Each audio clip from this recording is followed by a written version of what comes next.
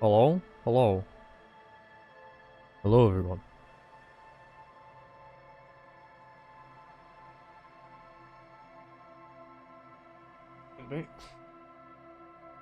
I hope everyone's doing well.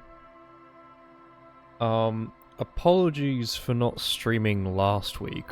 I've been very sick the last 3 weeks, and I don't know why.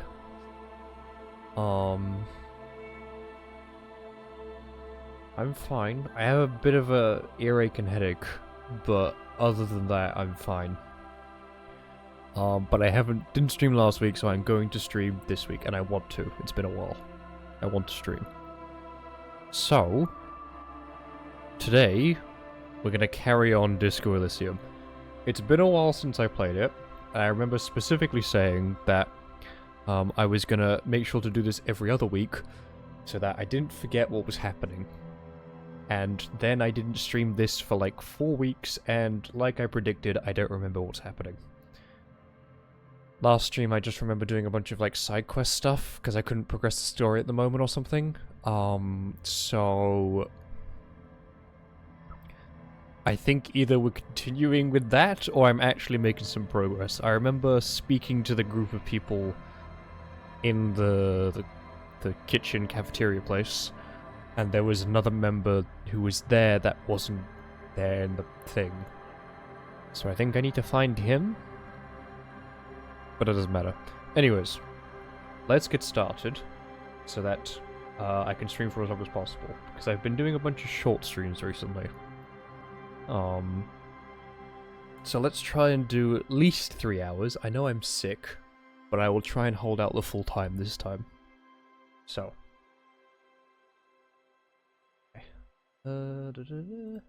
Cool. Right. Let's continue. I also have tea. I still have tea, so that's fine. Okay. I should probably check it's all working, all connected. Do a quick walk around. Not too loud, is it? No. Looks fine. I'm wearing different headphones, so everything sounds different. So I'm just making sure it's fine. Okay, it looks all good. Good. Okay. Let's continue. So, I think I tried to get the key for this, but the person at the Welding Rags used brute force to pry the lid open. You just need a pry bar. Lock, trash can, willing, the manager. I asked him about it, didn't I? I'm pretty sure I asked him about it. And he just straight up didn't give it to me. I'll ask him again.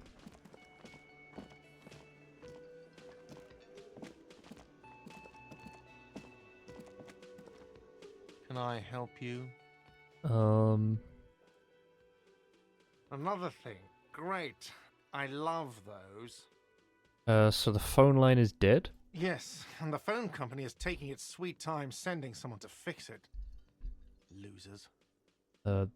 Is it true that was foul play? Who told you that? I would never disclose my source, that would be dishonorable. Fine, yeah. It looked like someone had messed with the wiring. It was shortly after the hanging, but I don't know if it's at all related. Plenty of assholes around here who aren't murderers. He's exhausted from years of dealing with the assholes. That's why he's trying so hard not to be one too. If you do find out who cut the line, though, let me know, so I can forward them the repair bill.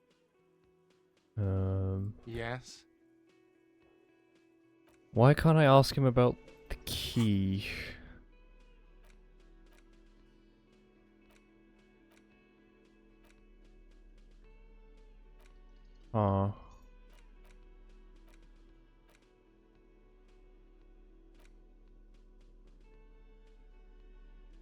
Okay. I don't remember.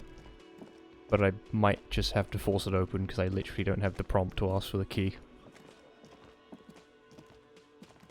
I'm not sure if that's on purpose or not. Close the waterlock on Wednesday. Ask him to tell you about the case. Find booze and drink it. Jam mystery. Find out the lady driver and where's her lorry. I haven't done that yet. 20 real to pay for the night. I have that, I think. Find smokes and smoke them. Track down your badge. Joyce's info on the lynching. There is something she wants to tell you. You just have to present her with badge to hear it. Right, yeah, I need my badge. Ask around about tattoo's possible meaning. Made the call report. Despite lacking any obvious leads, this might take some time. In karaoke. What's special about the borscht strikers are eating, the cooking, the whirling and rags is making it. You can find him in the kitchen, look into it. Smoke on the balcony. Oh, yeah, I need to do that as well. I need to ask the cook about the stuff. The man ponders his cooking utensils and gives you a little nod, acknowledging your presence. Leo said you're friends with Manana. Is this true? The mention of Manana gets his attention. Manana. He smiles and delivers a whole slew of unfamiliar words and lively gestures. Then he falls silent again. They're friends. Good to know. What is in that borscht you're making there? The man says a couple of sentences in that strange language of his, and then seems to wait for you to speak. Yes. Borscht need more vodka? Picks up a bottle of shelf. Okay, so it's vodka that keeps the men happy and in good spirits. Clever move by the Union. Vodka borscht! I love it, Bratan! Turn it the fuck up and then ask for some yourself! I shouldn't if I'm a recovering alcoholic. Turning it up seems like a dangerous idea, honestly. The place is a powder keg. I'll leave the cooking to you. I have business. The cook gives you a long, inspecting look, then shrugs too, and seems to wait for you to speak. Okay, so it's vodka. Is that all I needed to do? Is that complete?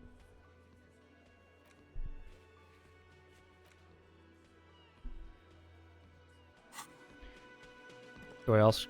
What do I do? Yes? Is that Roy? What do I do about the vodka?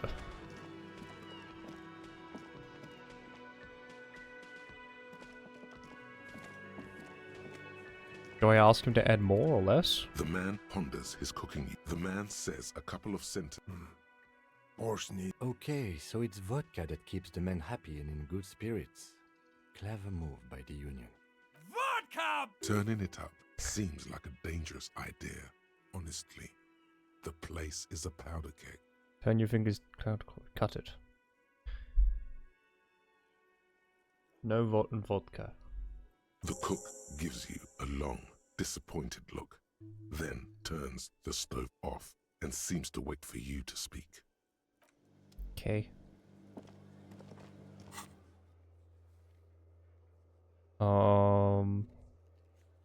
Is that just it complete now? Did I just do it? Yeah. That was it. I don't think they're gonna be happy with me taking out the vodka. But whatever.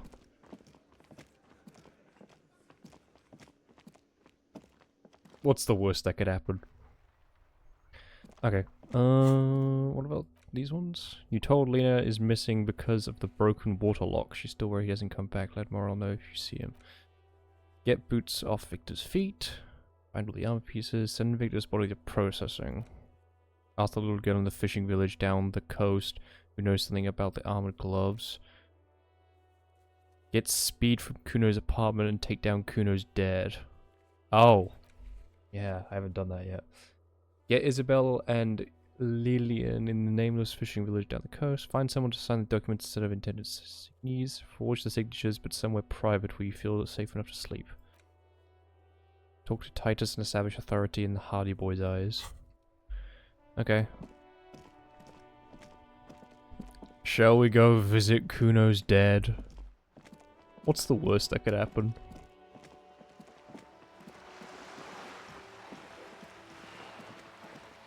I'm not gonna give Kuno drugs. Just saying.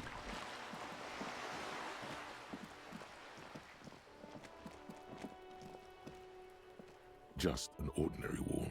Nothing to see here. Cindy's artistic impulse. Conceptualization. My Yeah. Can I speak to you? Or are you gonna shout at me? Trying to sneak up on me again? Trying to snuff me out? Get away, pig! Okay, no. I bet it was one of the, it's probably one of the kids who cut the phone line, right? It's gotta be. No one else is, like, gonna do that. Room 12. I'm gonna save. In case I royally fuck something up.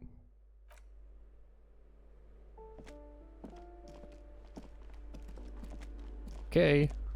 A shabby door hangs oddly on its hinges, secured to the doorframe with a safety chain. An unpaid energy bill is attached, threatening to cut off the electricity. It's addressed to Mr. Uno Doroita. And the place comes with 3 months' worth of utility bills.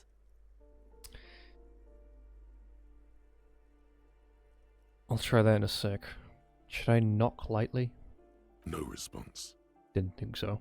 You'll need to equip the chain cutters to enter. Snip right through the metal. But what if he's in there? What if he's in there? Okay. A shabby door hangs oddly on its hinges, secured to the doorframe with a safety YOLO. chain. An unpaid snip. The cutter goes through them like dead leaves. The links fall to the ground on the other side of the door. Don't let the quiet fool you. The beast is in there somewhere, ready to rip you to shreds with a broken bottle. Okay. I know there's no stopping you, but let's at least make this quick. I'm gonna equip a weapon. Not risking it, sorry.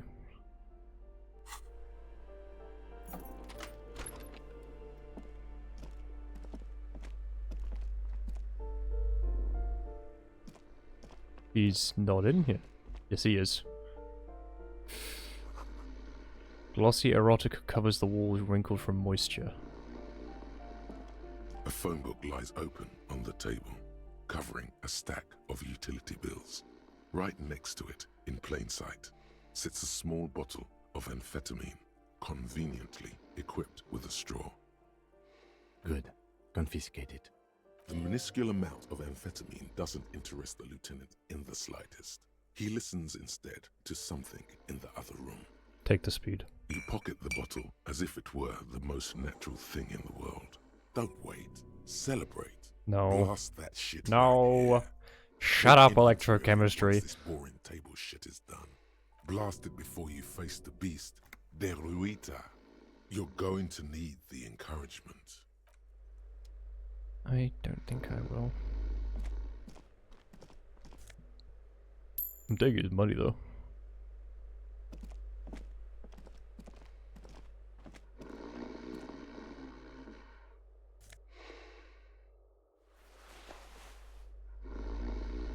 Let's just not.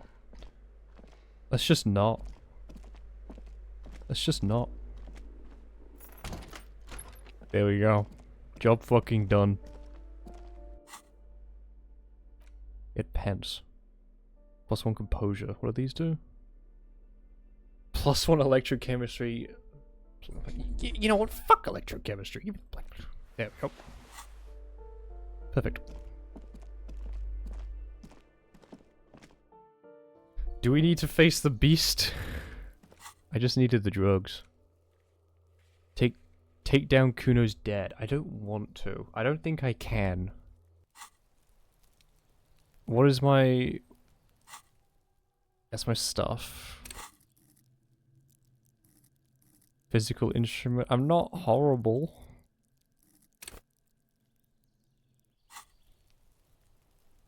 Let's just not. I'm not sure I want to.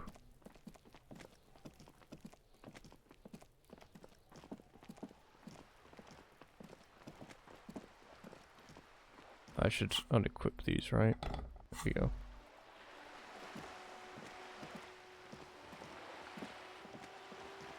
Oh yeah, I also need like a stronger pry bar, don't I? I need like some kind of stronger pry bar for the ice cream machine. Don't know where I'm gonna get that. I'm not really gonna give Kuno drugs, am I?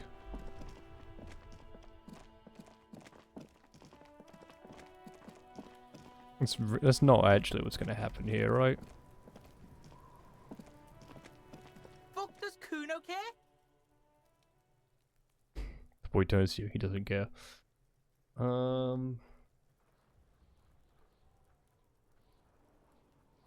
Do I give him... Do I... Alright, so you got Kuno's kilo. Here is how we do it. First, you give Kuno Kuno's kilo, then Kuno gives you half back. That's how we split it. It's the best way. Street way.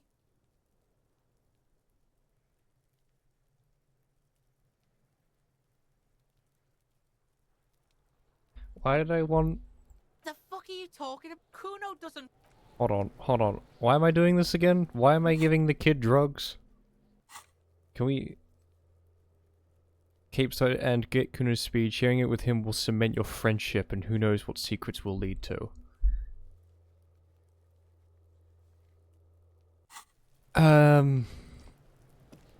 Yes? I don't want to give Kuno drugs. I don't want to give Kuno drugs. Is it actually drugs? Hold on. Can I inspect it? It actually is drugs. How convenient someone has equipped a bottle with amphetamines with a straw. It's a lorryman's speed on the go. It is drugs. I genuinely... What?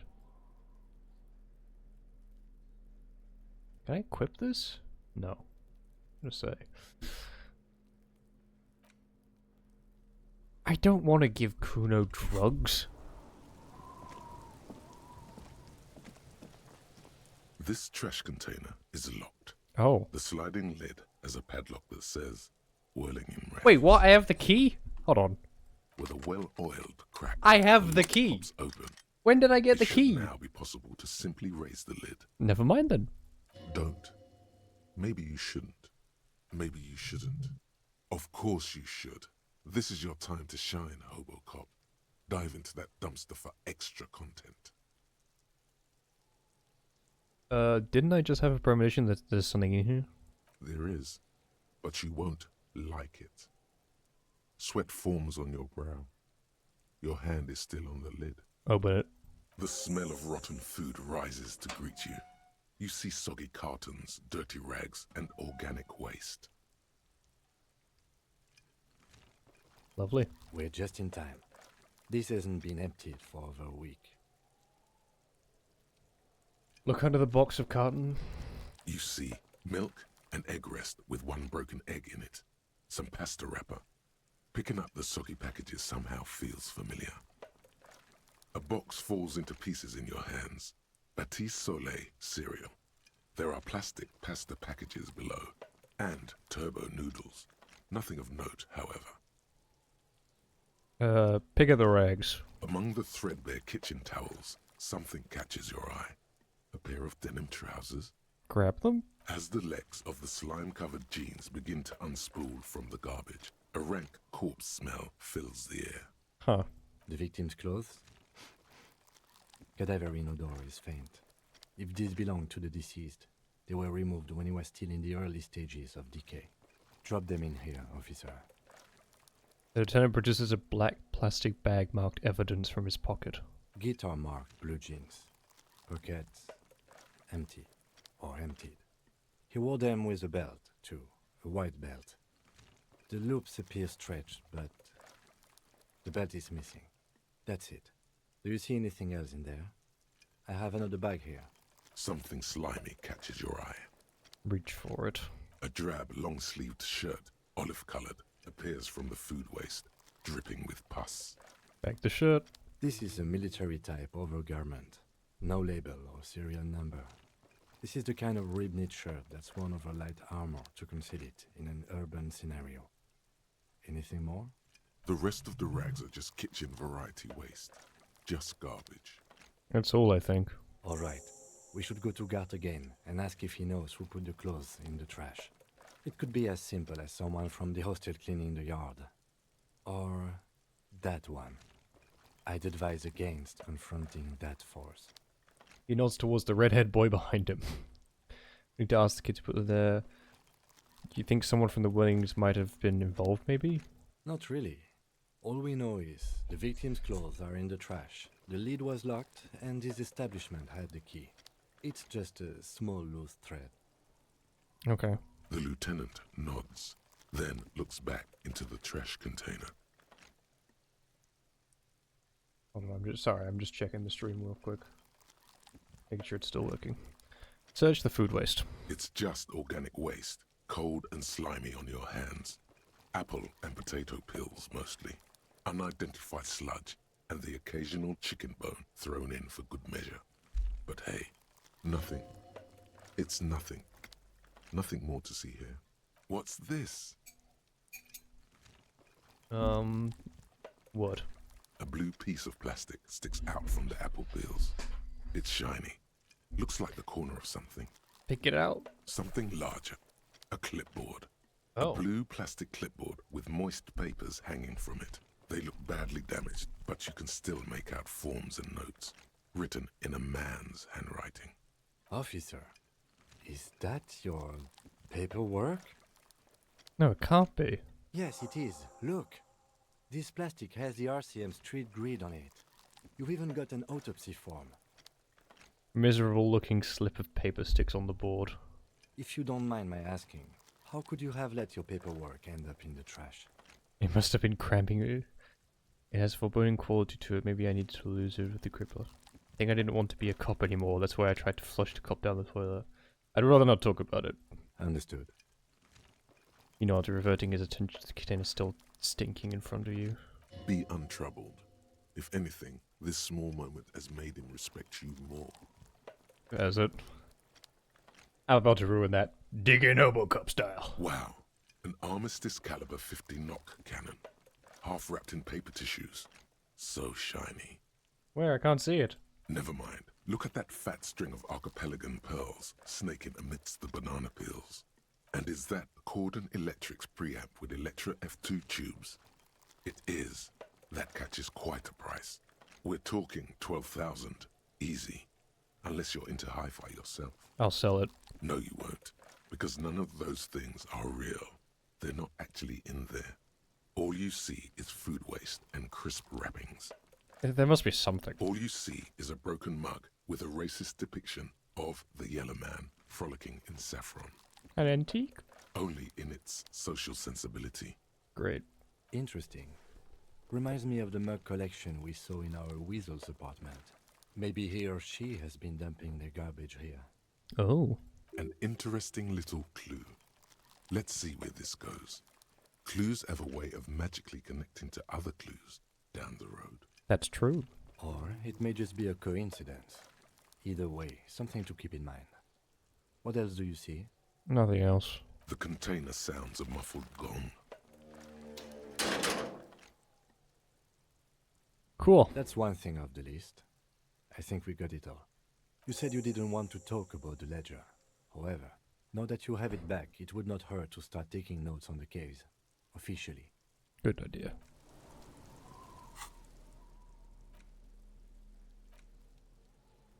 It's just a racist mug. What's there to read here? Not much. There's quite a lot to read, actually. Look at all the content. Oh boy, here we go. What are you going to say about a broken, tossed-away mug that you dug out of the garbage? It's an example of prejudice. I'm going to use it as an example of what not to do. I'm going to push this into the face of every merchant I find and tell them this is your inane ideology. The mug will be useful. By denouncing it, I can earn political capital to mask my badass hustling, i.e. fraud and embezzlement. The mug didn't belong in the trash. It was just a funny mug. Can't anyone laugh anymore? This mug is an example of prejudice. I'm going to use it as an example of what not to do. But it was in the trash. Why not just call it out when you see it? Or do some volunteering work. Just finish your case, detective. Fine. Worth a shot. Damaged ledger. It's the ledger you found in the trash. A pitiful cabbage of white and yellow papers hanging from plastic board, barely held together by a metal clip. This sad display is made complete by the faint smell of urinal cleaner. Anything else? There's a piece of toilet paper, or is it cleaning tissue? No, it's toilet paper, desperately sticking to the back of the blue plastic clipboard. It's a metaphor for you. Thanks. Below the pathetics, terror. Do not look into its blue heart. It's just toilet paper sticking to the back of the plastic clipboard. You can take it off if you want. Take it off. Still wet, the toilet paper peels off the plastic easily. All you have to do is shake it off with your finger and voila! The ledger now looks marginally better. Inspect the clip. An aluminium block runs the width of the board, biting down on the paperwork. Its crocodile teeth are the only thing keeping the papers together. A regular pencil, the tip worn down to nothing, has been attached to the clip. Run your finger across the aluminium. The surface is interrupted by a silvery sticker. It's rectangular, sparkling with iridescence. You don't know how you didn't notice it before. Hey, Lieutenant, what's this? What? That thing. It's a halogen watermark. We use it for adding information to RCM property. How can I read it? Any capable light with the right wavelength will do. For example... All RCM vehicles have headlights designed to reveal halogen watermarks. Mine too. This means you can read the watermarks if you just turn the lights on. What kind of information? It depends. Aside from an anti-counterfeiting stamp, mine has my station number and address. The information varies by date of issue. Address? Maybe yours will have how many cases you've solved. Yeah, obviously. How many years you've been on the force, he's thinking. It'll have that. That's all, thank you. Okay. He returns to his neatly kept notes. While a bunch of sodden papers sag from the clipboard in your hand. It's a sorry sight. Browse the white paper. They're not exactly white. They're yellowed in patches by sunlight and alcohol, and covered in dense blue handwriting. Ink escapes into watercolor patterns, reaching its tendrils across entire pages. The paper itself is checkered, with faint red lines, forming short paragraphs. Once in a while, there's a red stamp that exclaims, "Case files, commit to paper." The case files themselves are plenty. You count more than 100 sodden, crumpled up, earmarked pages falling apart in your hands. They appear to be sufficiently organized and extremely dense, if mostly illegible.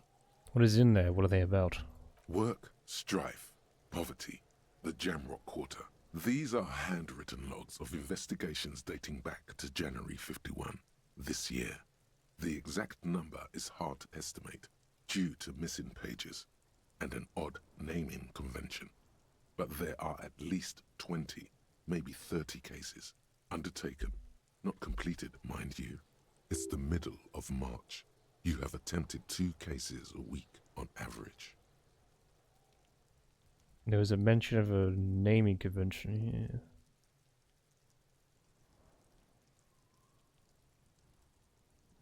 Yes, it appears you employ a, shall we say, robust yet literary system. Each investigation has its case number written on the margins. Yet, still more tellingly, most are accompanied by a name. Are they written in capital letters too? Yes, all caps. One is called The Next World Mural. Another, The Square Bullet Hole Murders. Another yet, The Unsolvable Case. More? Others appear more light-hearted. The guys on a couch in an unexpected location, and the murder at the Ukar parlor. Even the rare article-free collapsing tenement. Murder features prominently throughout. You like this grimy murdering, don't you? It's going to take an effort to piece these case files together, but it can be done. Once you're done inspecting them up close. Is 2 cases a week a good caseload, Lieutenant? Huh? 2 complex cases to undertake is a lot, yes. You really have to push yourself. I would not suggest it, lest you start making mistakes. 2 cases a week appears to have been my load, Lieutenant. I'm not sure I completed them, though. 2? That's a lot. I didn't mean to say you are making mistakes, by the way. That was presumptuous of me.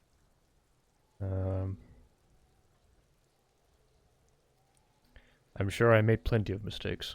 It's okay. We all make mistakes. God knows I've made my share. He tries not to think of them. Like a fan of gills, the checkered papers dry in your hand.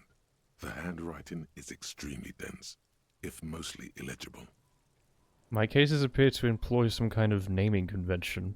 You mean the alphanumeric? Officer, precinct, time of arrival at the scene? No, I mean a non-numeric one with titles. Oh, you mean the titular? Yes, well, so do I. In our defense, almost everyone in the RCM does. Why's that? It's a holdover from the early days of the RCM, right after the revolution, when the organization had little idea how to do things. It persists in an unofficial capacity. Officers use these titles to refer to their work among themselves. I seem to have named a case the Square Bullet Hole Murders. Again, in your defense, I seem to have named one the man with the hole in his head. That was a real person. His death was real. Still, I named it that, to amuse myself. Oh, I pray his loved ones never find out. what happened to him? Rail spiked through the head. He died. It was a workplace accident. Okay. Count the pages. I have to open an official case. Is there room? There is, for precisely one more. 15 pages near the end remain untouched by the damage. The checkered grid forms a structure of passages, breaking the case into subtasks to accomplish. Once all the tasks are accomplished, the case is complete. Use the pen I gave you. The tasks you've completed flow out of the kind green ape pen in a brash freehand similar to the rest of the letters. The wording comes easily. It's almost robotically simple, a language developed for mental rigor and simplicity. Inspect the victim's body. Get the body down. Interview the cafeteria manager. Cross out the ones you've already done. A satisfying slash sounds across the paper. You're done, it seems to say. And you, and you. Things to be done and things already done. The composition of reality. This is an extremely useful tool for a detective of the citizens' militia. Now all that remains is to name the case. Lieutenant, have you by any chance named our case? No, actually. Any ideas? The Furies are at home in the mirror, the setting sun. She's on a stick. The Hanged Man? Great. That's great. That's actually what I was thinking too. The Hanged Man. Good, strong name. We have a very good name for the case now. He likes it. I'm Let's going to fucking start calling go. it the Hanged Man. It's good we sorted this out. Yes! Yes, let's fucking go! You don't exactly close them, so much as distance yourself from the smelly papers.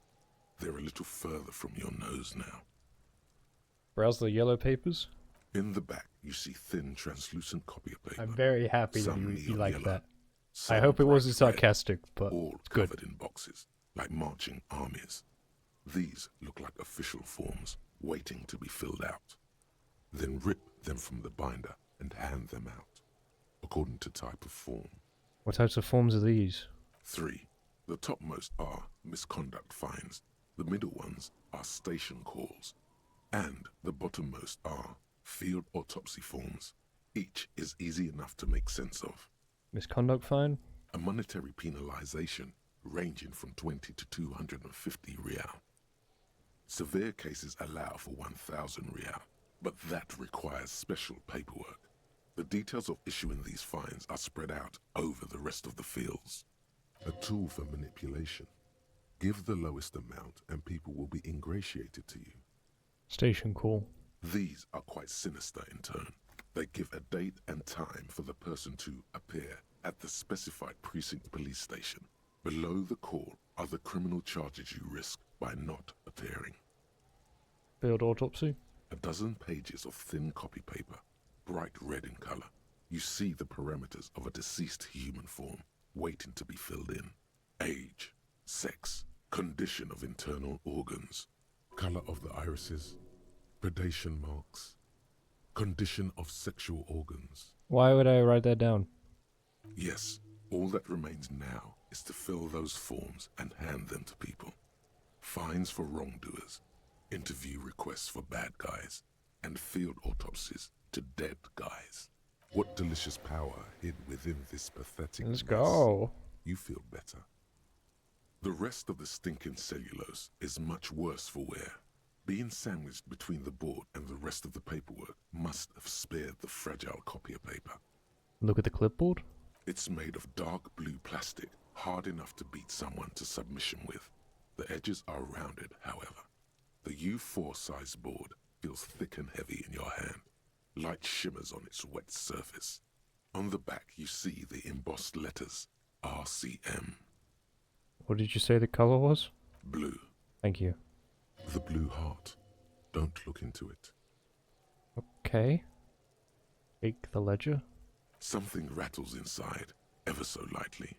Is there a hidden compartment? Permeables. It's not hidden per se. The compartment is made for permeable materials that would get damaged if something happened to it. Peek inside. The plastic shimmers like lapis lazuli, but it is not see-through. You cannot see to its center. There's pain in there, if you want some. That much you know. How would I open it? With your hands, U4-sized pages hang from the clip screwed to the top of the board. Okay, hold on. Smell the ledger. The acidic stench of rotting food is rubbed off on the cellulose. It now forms the base of the experience. This base surrounded by a faint air of spoiled meat, the stuff of death itself, and then sprinkled liberally with the citrus zest of toilet cleaner. The lieutenant observes you, raising and lowering the toilet waterlogged mass under your nose, trying to get a good whiff, a good analytical whiff. Excuse me, I just have to ask again.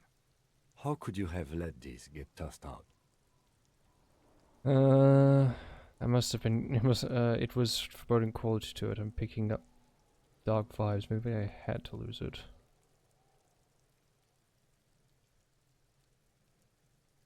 I'm sad to hear that. For a moment, he doesn't know what to reply. He's sorry for you. In any case, we are lucky you found it. Make sure it's all in there. Official notes are... well, they are dangerous. They contain confidentialities. Oh God, that sounds dangerous.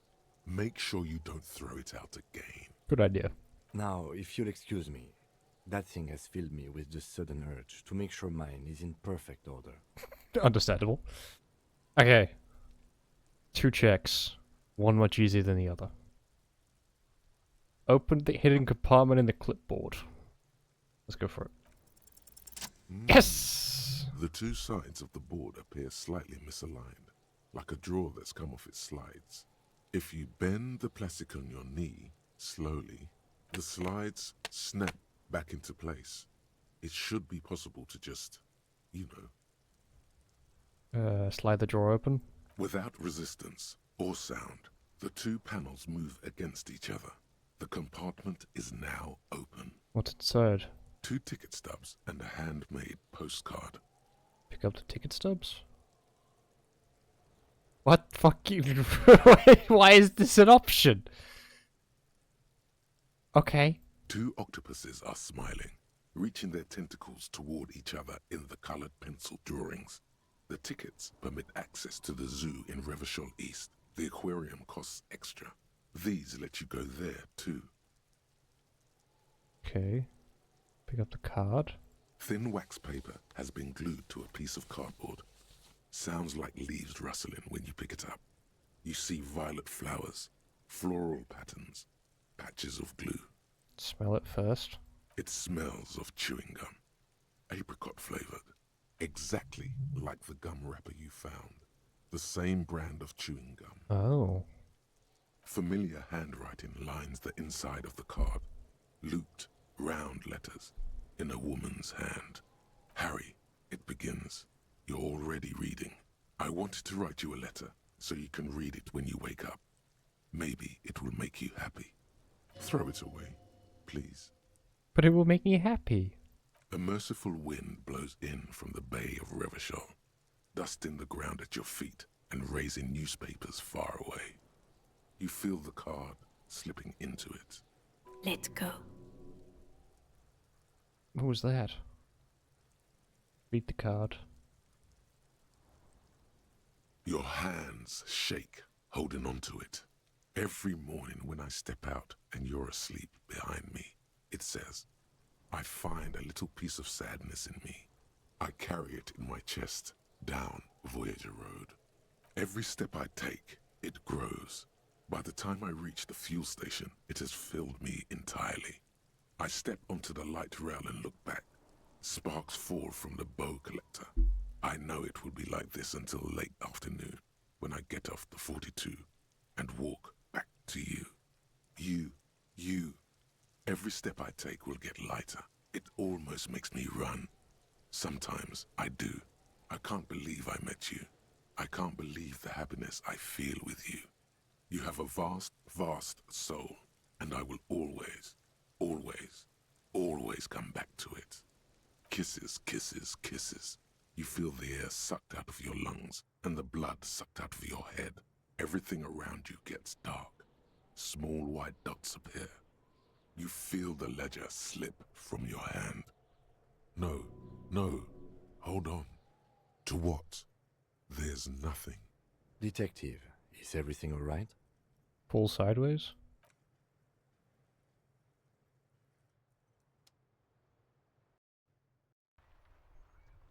What? No. What did I do?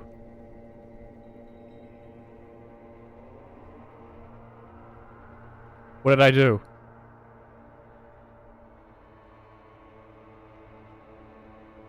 What? There is nothing.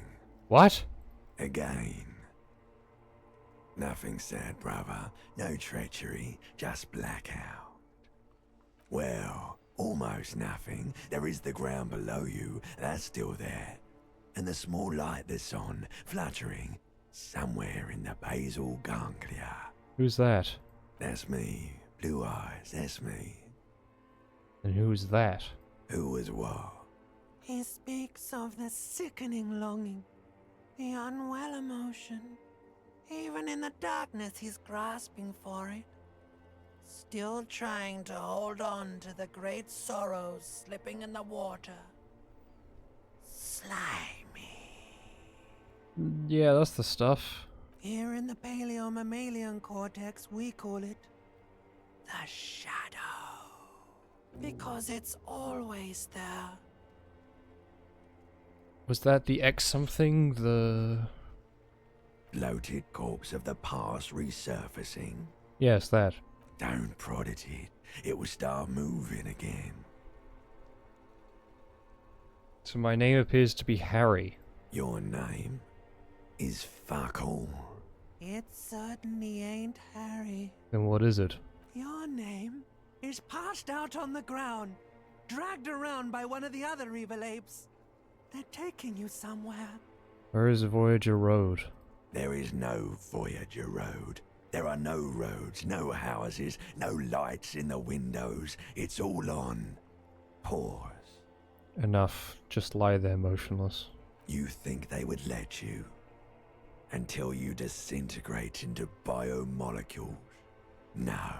Someone is breathing on your face now, inspecting your pupils, stupid idiot. What is that? It's cold. Yes, they're pouring something on you. It's in you. And It's delicious. What? Glowing lights on a dashboard emerge out of nothingness. Where am I? In the upholstered cabin of Lieutenant Kitsuragi's motor carriage, seated in the driver's basket. The air is thick with leatherworks and heavy fuel oil. Cold water runs down your chin. Drink. Water. Drink. The water is cold, silvery, the stuff of life itself as it pours down your parched throat. The pounding in your head recedes. The darkness parts. Drink. You haven't drunk water in 2 days. Did you know the human body is not made to survive on alcohol alone? You need a secondary form of hydration. Drink. With greedy gulps, you down half a liter of cold water. Some of it spills on the driver's seat. The lieutenant pays no heed to it. What happened? I came in contact with the burnt-out ruins of the past, Lieutenant. I was dehydrated. It won't happen again. You were reading your paperwork. Then you passed out. I carried you to my kinema to take you to a hospital. Then you came to. How long was I out? 10 minutes, maybe. I came in contact with the burnt-out ruins of the past, Lieutenant. That does sometimes happen. You dropped this. Are you okay to proceed? Let's solve this case. Good. The Ledger of Failure and Hatred is a special item that can be used both as an interactable and a tool equipped in your held slot for skill bonuses. Find it under the Tools tab in your inventory. The Ledger of Failure and Hatred. Okay. That's a name.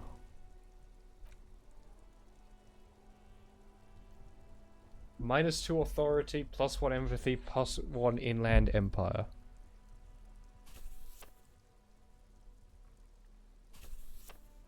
Interesting. It gives me stat bonuses. I think I need authority though. We put the clothes in the trash. Ask Kuno if he knows anything. Or ask Arte. First go to the kinema and turn on the lights. White morning. -1 authority. This guy gets further and further away. You see yourself from above. You're passed out on the blue tiles of the hostel room floor. Even from this distance you can see your eyelids flutter at the mention of what? A great white object letting out its sweet smell. Like a lily of the valley. The little man's forgotten its name, but he still remembers the feeling. And look, he moves. The feeling animates him. He instinctively reaches out for the feeling's best friend, a bottle of Commodore Red.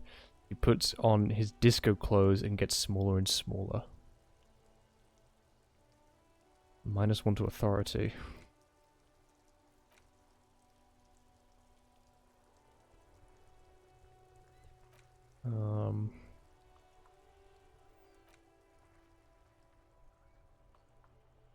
More money from selling tear. Reveals extra special collector's edition tear bottles on the map.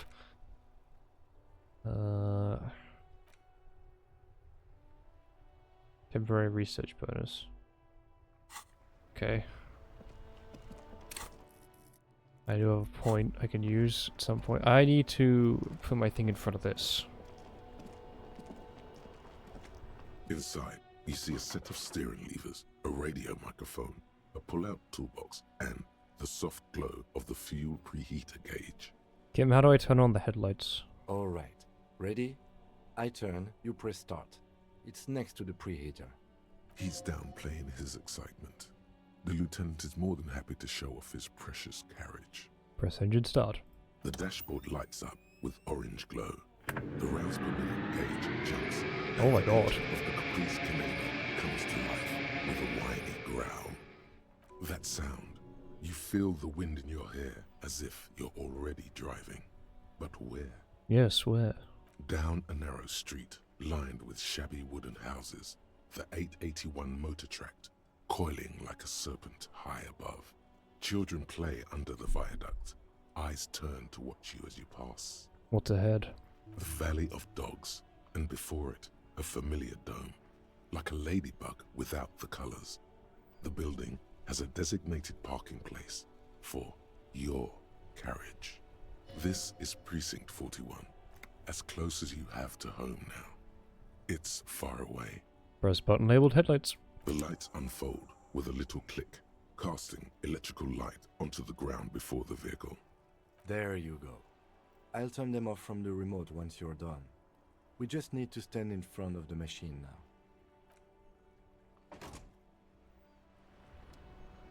Okay. As you hold your ledger's clip under the headlamp, an iridescent incandescent hologram appears. A street grid and the veins of a great river. A familiar sensation washes over you. There she is. Revachol West. There's a note of pride in the lieutenant's voice. Around the borders of the watermark are dozens, no, hundreds of micro-perforations. Look at the shimmering street grid. The rectangular watermark is overlaid with the logo of the RCM, and yet the major arteries of Revachol are all recognizable. They shimmer in the Kanema's headlights. Wait, look around you. A rat brazenly darts past you and disappears amongst the stopped lorries. In the distance, a child somewhere shrieks. A woman reprimands her in a voice no quieter than the child's cry. In the middle of a broken plaza, in a cone of light, barely visible in the daytime, two men, one slim, the other sturdy. They are on the city stage, but only one of them knows his lines. Ah, Martinez. He smells the air and says, "Where are we on this?" Let me see. Takes the ledger for a moment and inspects it. Right here. He says, his finger near the top of the map on the segment of coast jutting out in the great ocean. Seems nice. No, it does not. Lieutenant says without optimism. There are many of them, and they are divided into 3 separate rows. Tally up the different rows. The first row has 18 dots. What about the next one? The next is the longest. It runs all the way around the border, and then some. Count them individually. There are so many, it's hard to count. More than 150, at least. Maybe even 200. What about the last row? The last row has 3 perforations. 3? That's it? That's it. Hey Kim, what do all these holes mean? Those are perforations. They represent your record as an officer of the RCM. They are your statistics, as it were. I should have guessed you'd keep a record. Officers often do. Let's take a look. Son, here is where we score your life performance. You better hope it's good. Here we go. The first row represents your years of service. 18 years. Okay, not bad at all. What did you do before you volunteered? I walked the land telling whores and liars to the of the end to come. There are 9,800. I was a hobo and lived under a bridge. Probably some boring office job, same as everyone else. I feel like I just went around apologizing all the time. Wait, 18 years I've done this? That's what it says. I might have guessed even longer based on your age. What did you do all those blissful years of your youth?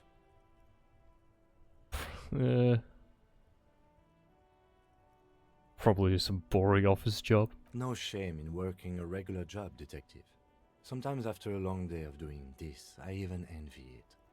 Let's move on, shall we? This next row, the one that wraps all the way around, is your number of closed cases. Closed is good. It means finished.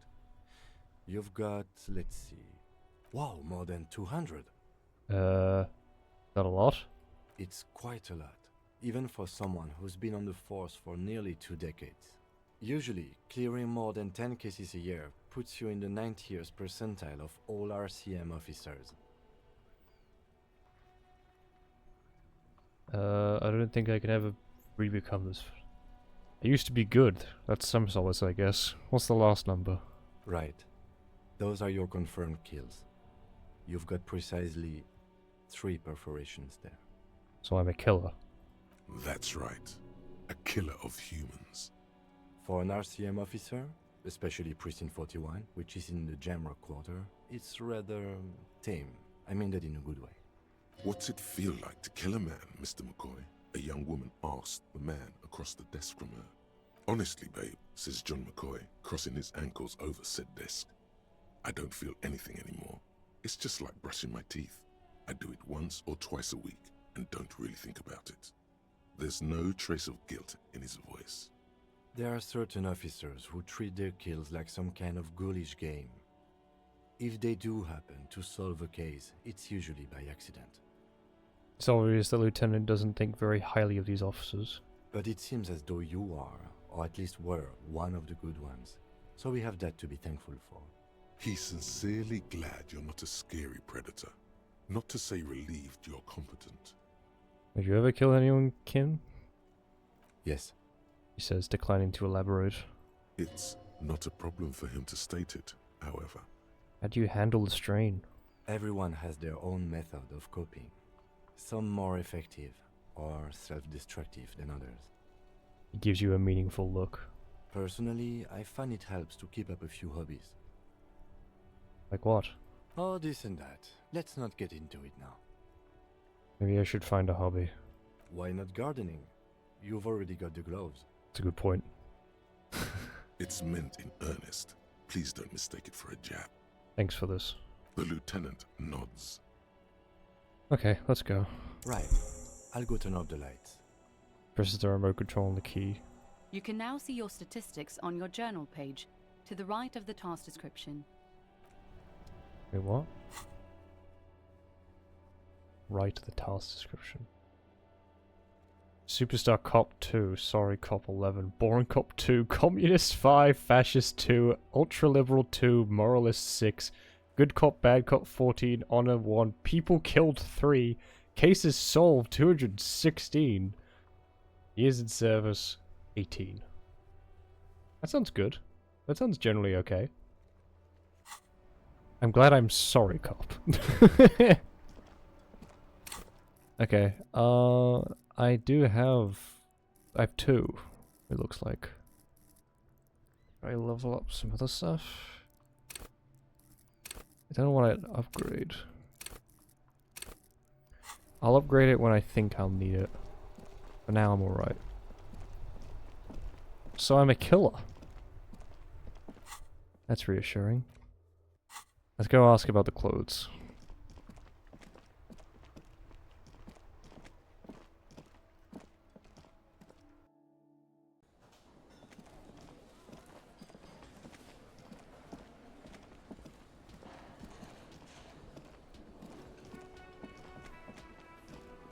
Can I help you?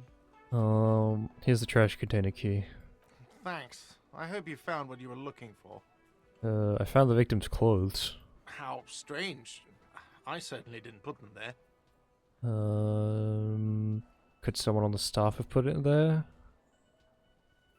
Sylvie had the keys before I got here, and I can vouch for her. I can vouch for all my staff. None of us would tamper with the crime scene. Who else has the keys to the trash container? The trash collection service? CS Municipal. I don't see why they would put anything in the trash, though. Ah, the elusive CS Municipal. I doubt we'll be able to track down who was sent here last and when. This will have to be one of those little threads that solves itself down the road. On Clinton Street, near the Boogie Street Diamond, a small truck rattles down an alleyway. It stops by a rusted trash container. 2 men, their faces rough and swollen, jump out. They look at the container, despondently.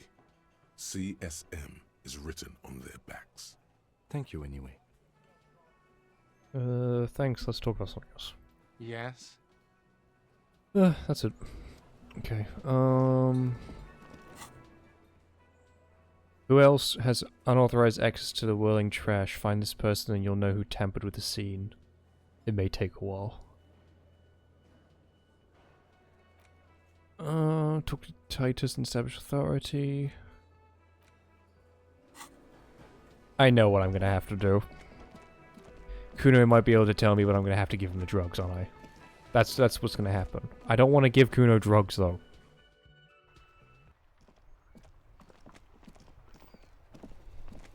Okay.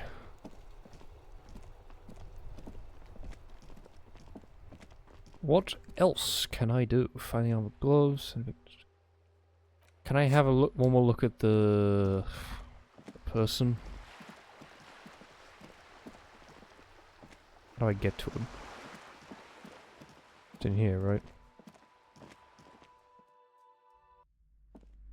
I've talked to you, right? Hello again, esteemed officer, and welcome to Crime, Romance, and Biographies of Famous People. Okay, but please, only a few questions.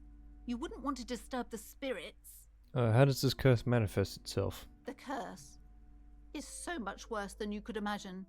It's a disease. eating at the very foundation. A shiver runs through the woman as she looks around the dimly lit store. It's the curse of financial distress, of ruin and bankruptcy.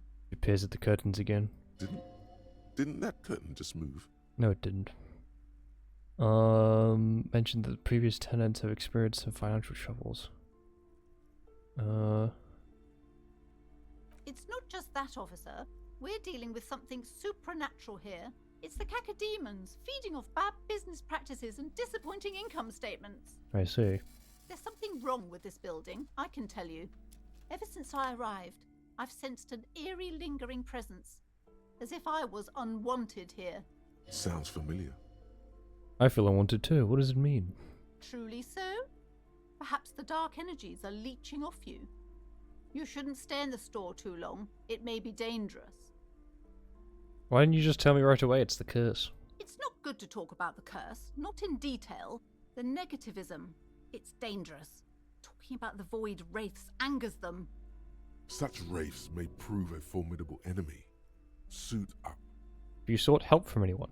Yes, I've contacted numerous parapsychologists, and even a pair of Simonese mediators. They provided me with the wards. She nods at the strange cage-like trinkets on the curtains. The wards help to keep the doom at bay and protect us against the darkness that lies further in the building. Even though now I fear, it's not enough. Is your pendant part of the ward as well? Oh, this? No, it's a special Himian amulet, blessed by desert pygmy shamans, with a spell of compulsion. It's to compel people to buy books. Oh. There are numerous spells cast throughout the store. I had the books anointed with a different inducement spell, for example. It's guaranteed to boost sales 15%. Wow. What about the wards on the back door? Are these Simonese as well? Yes, the Simonese are very crafty, and their wards are extremely powerful. Lesser wards simply won't do here. Never mind, I had other questions. The woman before you scans the store, her shoulders rigid and tense. Every now and then, she nudges her glasses. Farewell for now, book peddler. Okay. I probably should send the body to processing. Right. I already failed this, didn't I? The barbell waits patiently on the floor, like a dog for its master. What have I got to boost physical instrument? 1.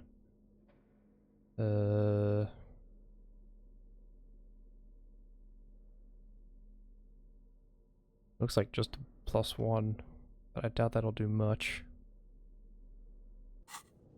Okay, I won't try it just yet. Oh, it looks like I can talk to... Looks like the remains of the 24-hour window repair shop. I can talk to... Kim. It's dark. Lieutenant states the obvious. And the flashlight works a lot better if you hold it in your hand. Yes, totally. Right. Now let's get to it. Some areas are inaccessible. I forgot about that. Sorry. My bad. My bad. Sorry.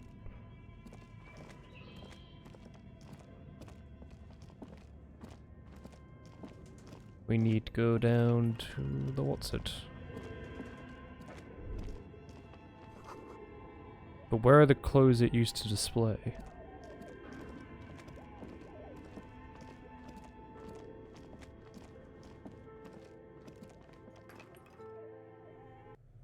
Okay.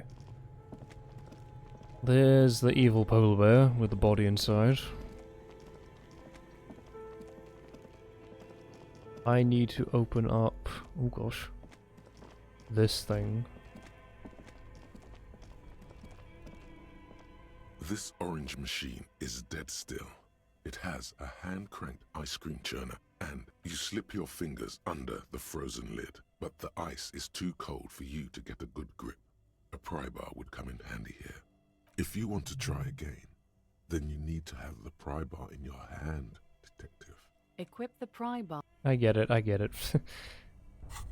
Okay. Pry bar. This orange machine is dead still.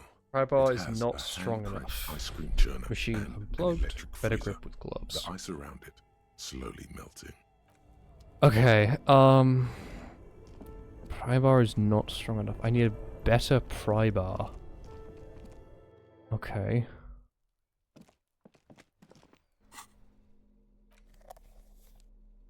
Does it give me stab boots? No. I need a better pry bar?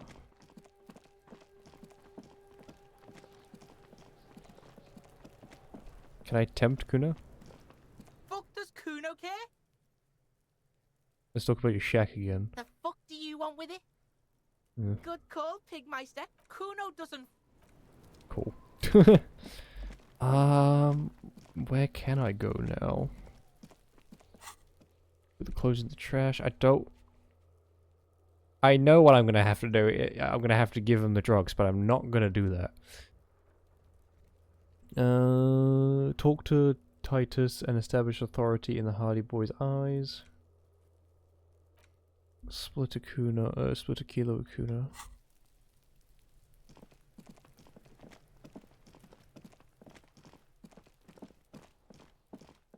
Amphetamines.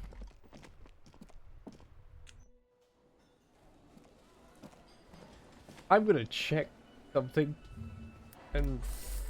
Is that what I think it is? Oh. Okay. Amphetamine is not drugs. It is medication for ADHD. Okay, that makes a lot more sense. How did I not know that?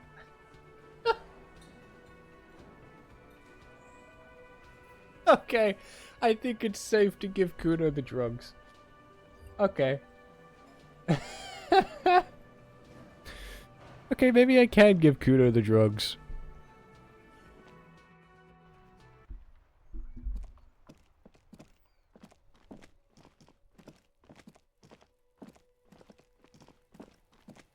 Okay.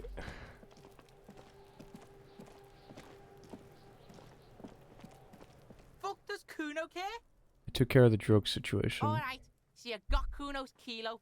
Here is how we do it. First, you give Kuno Kuno's kilo, then Kuno gives you half back. That's how we split it. It's the best way. Street way. I don't... The fuck are you talking? Kuno doesn't... Is it? I don't know. Speed bottle.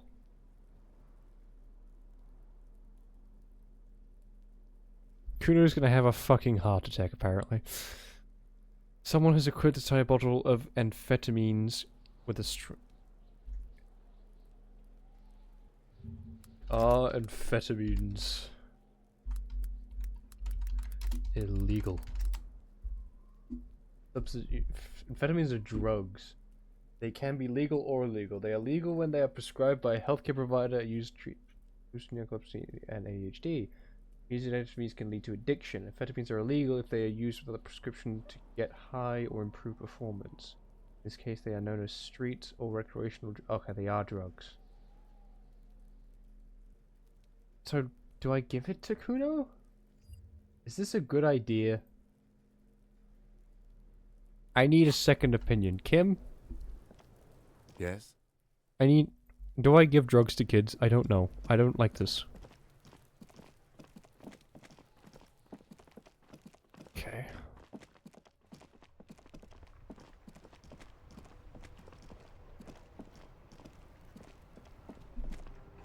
Now it's turning into a kind of a snow limbo, man. What's on your mind? I heard that one of the drivers is a woman, but I don't think she's here. Do you know this lady driver? I don't want to talk about that. He shifts around, suddenly uncomfortable, then looks away. Why? Do you know something? What is it? I don't mean to do you know something? Man, I was hoping she'd catch a break. He shakes his All head. I can say is, she isn't around here anymore. She isn't some mastermind evildoer. And I don't know where she is. Who is this person? What's her name? Thank God I don't know. People here call her the Lady Driver. She kept her name a secret. From me too. Now I see why. Who is she to you? A friend? An acquaintance. I don't know. She was the only person in this damn jam I could talk to. She's someone I don't want to rat out to the law, okay? What does she look like? A youngish woman. Gruff, but in a cool way. What color hair? Blue and violet. Dyed.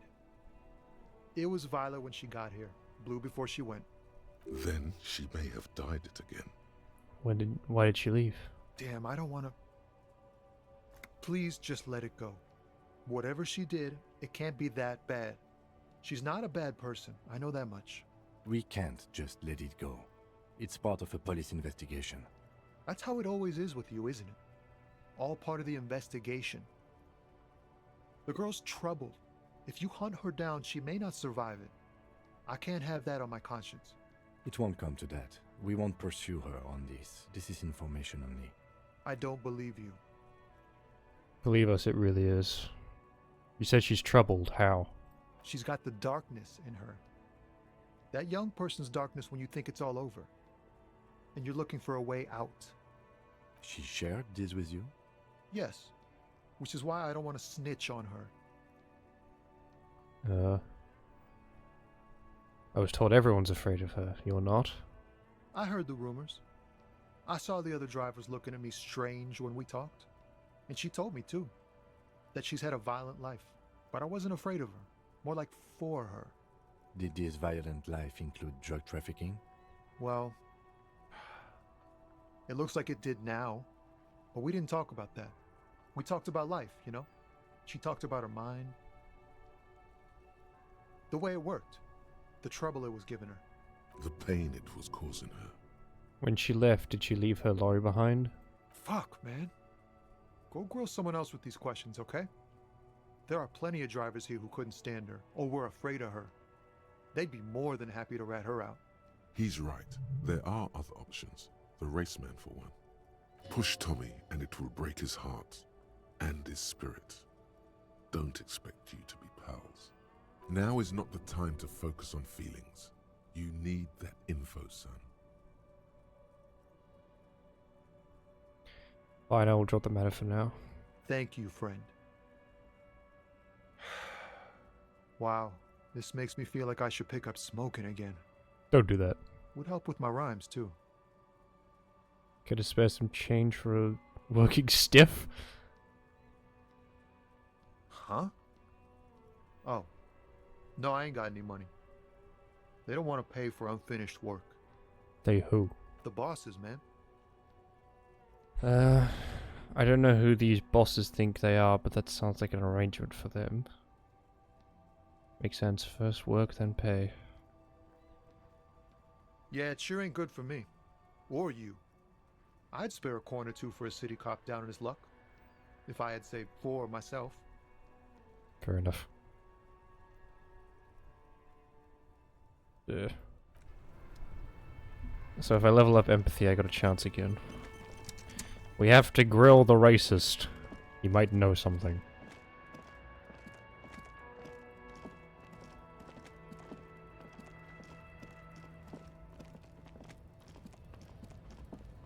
Looking for something, Hunt? Come to tell me to fuck off again? Yes. You could push him by asking him to show you the soles of his boots. He definitely looks like someone capable of a lynching.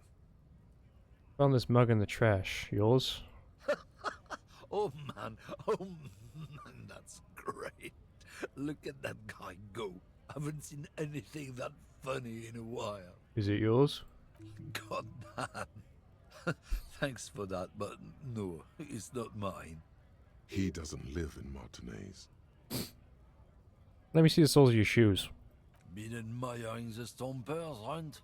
For sure, I can demonstrate them. This up to show up his left foot, then the right.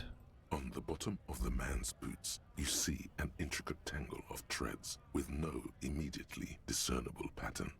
The wind howls over the Bay of Rivershaw, a cascade of cold air flowing through the city streets.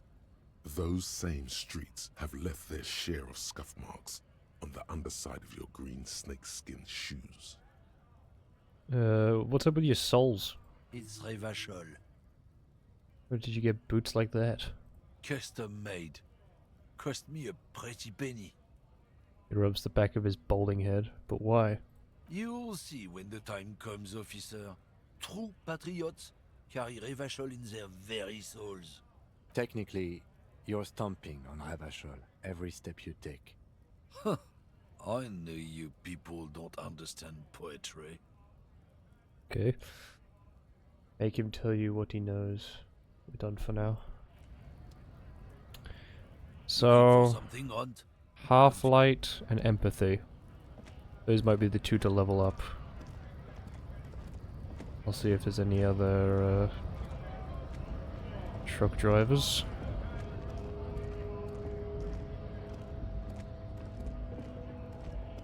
A lorry stuck. Already checked that. Any more lorry drivers? Any more lorry drivers? Excuse me, sorry to bother you again. Lowman, you caught me at an opportune moment. This awful weather keeps me awake. You can entertain me with your questions. I can't ask you any questions. Bye. Okay.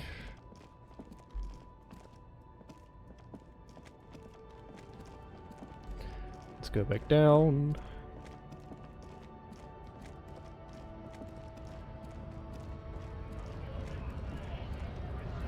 Right to work!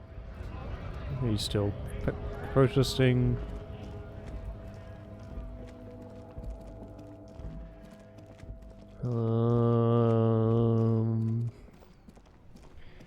What about the information guy? This guy. Selling stuff. Everything's still cool here, officer. Persuaded to give you some money.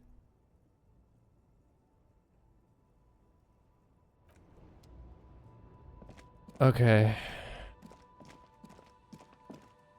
Do we go for the... What level is everything?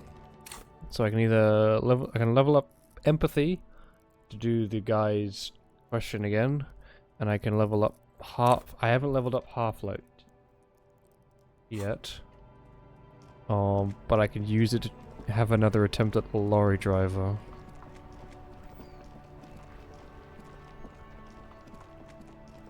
I guess I could.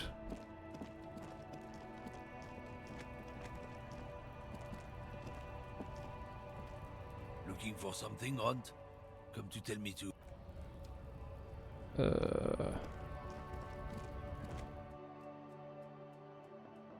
Any chance you have any new dialogue? Is this about the question? No, it isn't. It's fine. Do I have bottles? The tear machine stands in the corner. A sign says, 1 bottle equal. I don't think that'll work, but... Okay. You know what? Sure. Boop. Looking for something odd?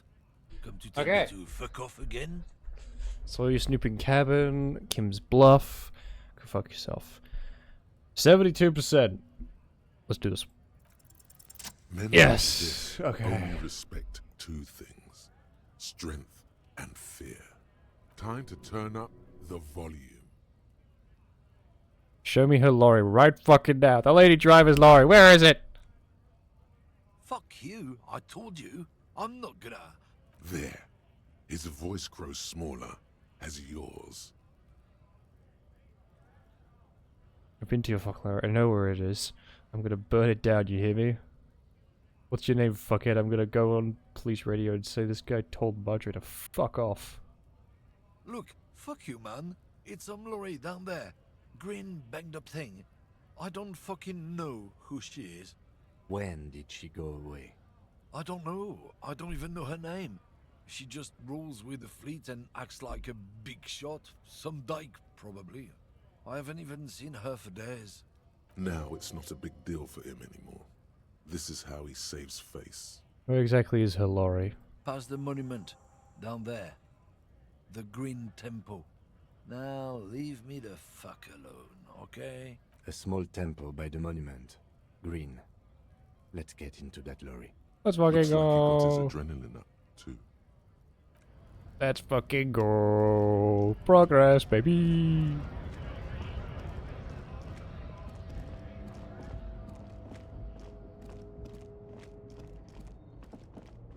Green lorry. This one? This green found, A to Z, contemporaire, is parked in the shadow of the ruins looming overhead. It's seen better days. This must be the one he told us about. Unless he was lying. Try to peek in the window. The glass on the side windows is tinted and covered with dust. You can barely make out the shape of a seat and 2 steering levers. It feels like you're peeking into someone's home residence. Inside it's private, cozy, warm, dusty too. Try the door handle. The door is locked. The handle looks shiny, like it's recently replaced. How are we going to get this open, Kim? Use the pry bar to smash the window. Open it from the inside. Really? This has been hard enough. No need to make it any harder. Okay. With a firm grip, you raise the pry bar. A This glint of doesn't light seem catches like a on good the tip. idea. Call down the hammer of truth and justice. Release your secrets, lorry cabin. I'm sorry. Smash it apologetically. The window shatters, and droplets of glass fly everywhere, shattering over the lorry floor and pavement. Subtle. Says the lieutenant and sticks his hand in the window like a common car thief and then opens it. The smell of cigarettes and perfume welcomes you. The cabin inside is plastered with old movie posters. Actresses smile from the walls. There's a radio transmitter in the front and a toolbox tucked under the driver's seat. Some tools lie scattered near the pedals. Admire the posters. These are movie posters featuring starlets from long-forgotten films from the 20s, the teens, even the 90s of the last century. One of them particularly catches your eye, a centerfold of an ingenue attached right above the back seat. Study the centrifold? The actress is draped in a sheathed dress, one of her shoulders bared. The faded remains of an autograph run across the poster. She's looking past the camera. A feeling of tenderness washes over you. A longing even, perhaps. And gentle tragedy. Wait, doesn't she resemble someone you know? But you can't put your finger on whom exactly. Okay. The actresses and the rear actor all smile you a warm goodbye. A radio transmitter is attached to the dashboard and a toolbox sits under the driver's seat. Examine the radio? Looks like the frequency dial is absent. It requires a key to work, but the key has been removed. Likely by the missing lady driver. Strange. There are so many radio stations saved here. Must be over 100 at least. Why would anyone need so many radio stations? Is there anything we can do with the radio? Why would anyone need so many radio stations? For contacting an entire fleet of lorrymen, for example.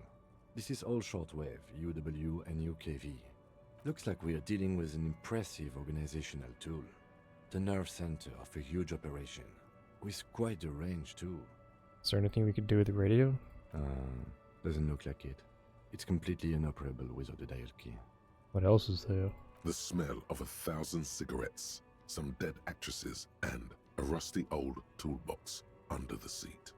Check the pedals. You wedge yourself under the steering wheel to get a better look. Seems like the few tools lying around here, a hammer, a pair of pliers, a rusty wrench, have been casually thrown there by the disorganized driver. But one odd detail does catch your eye. A piece of sandpaper has been glued to the throttle. Huh? Sandpaper adds extra grip. Oh, okay. Looks like the driver has glued a piece of sandpaper to the throttle to offer some extra grip. Sandpaper?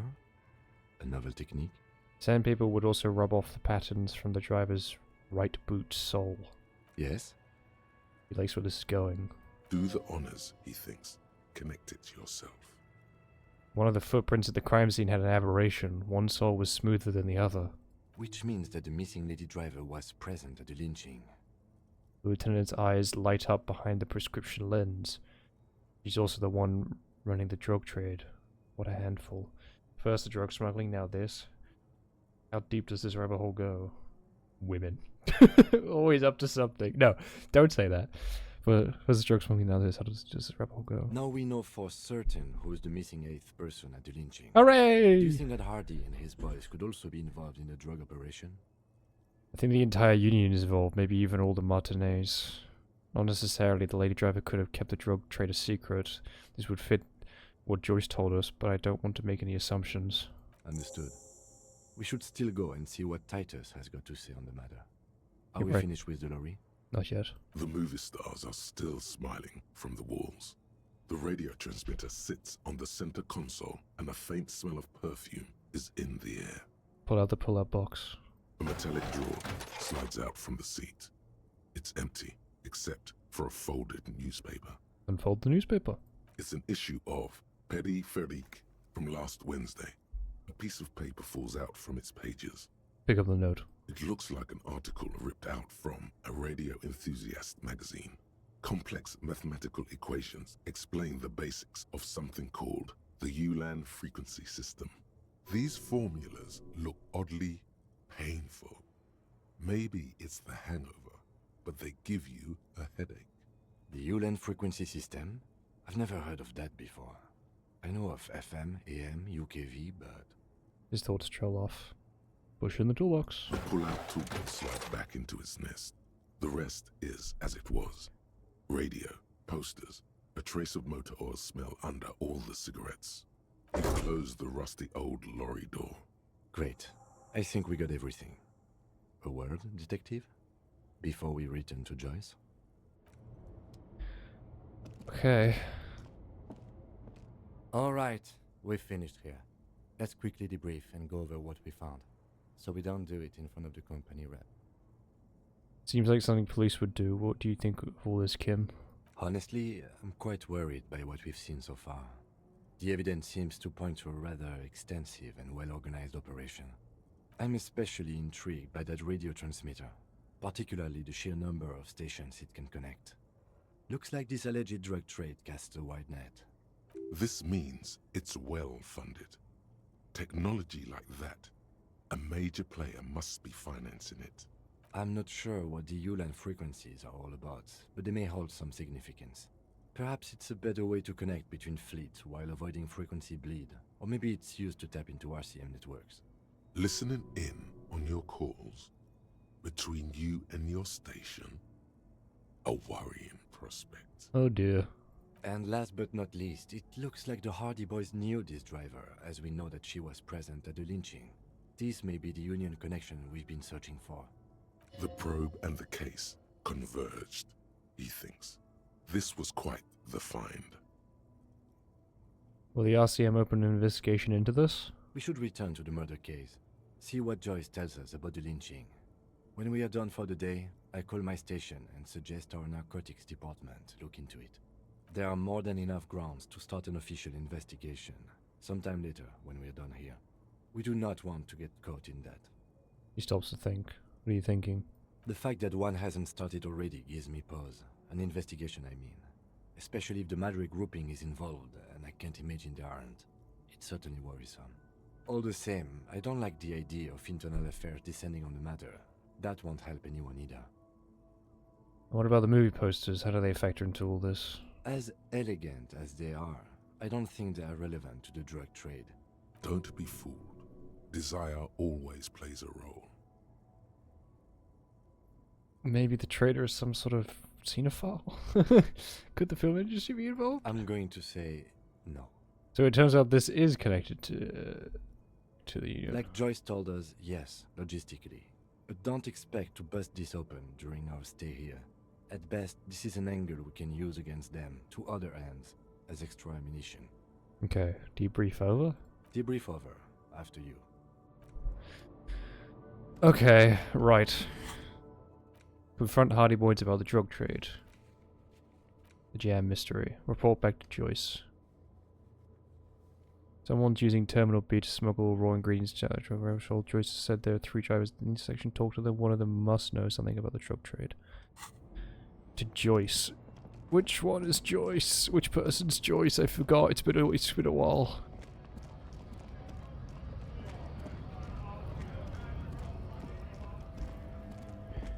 Which one of you is Joyce? Is it the woman? Is it you? You Joyce? Are you Joyce? I've got nothing to say to you. Why are you wasting your time? Okay, I have some stuff to talk about you, but who is Joyce?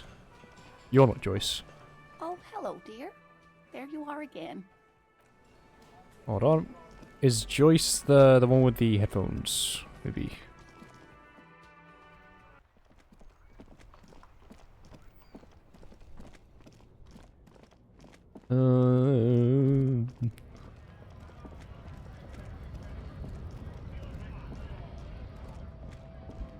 Do I have a map? I do! Joyce. Oh, it's you. Okay. Back to Joyce.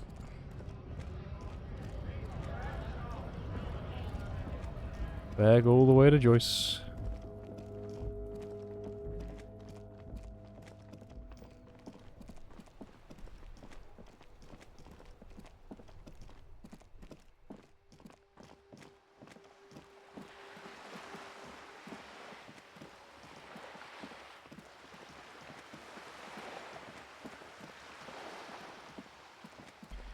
Do I confront the Hardy Boys first, though?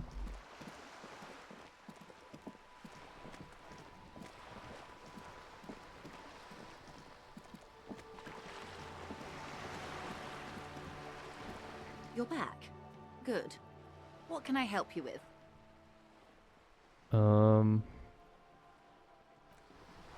Maybe I should confront the people first. Because I have to confront them about the drug trade, right? Confront Hardy Boys about the drug trade. They might be able to tell us some more stuff. And then I will go back to Joyce and be like, found some shit out.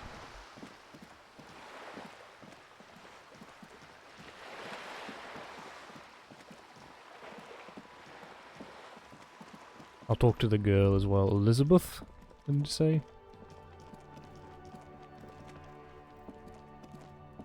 Okay. Hello, Elizabeth. I've got nothing to say to you. Why are you wasting your time? What's your role in all this? Like I already told you, I'm a legal counselor. Do you have hearing problems? Are you Lizzie Elizabeth, Miss Buford?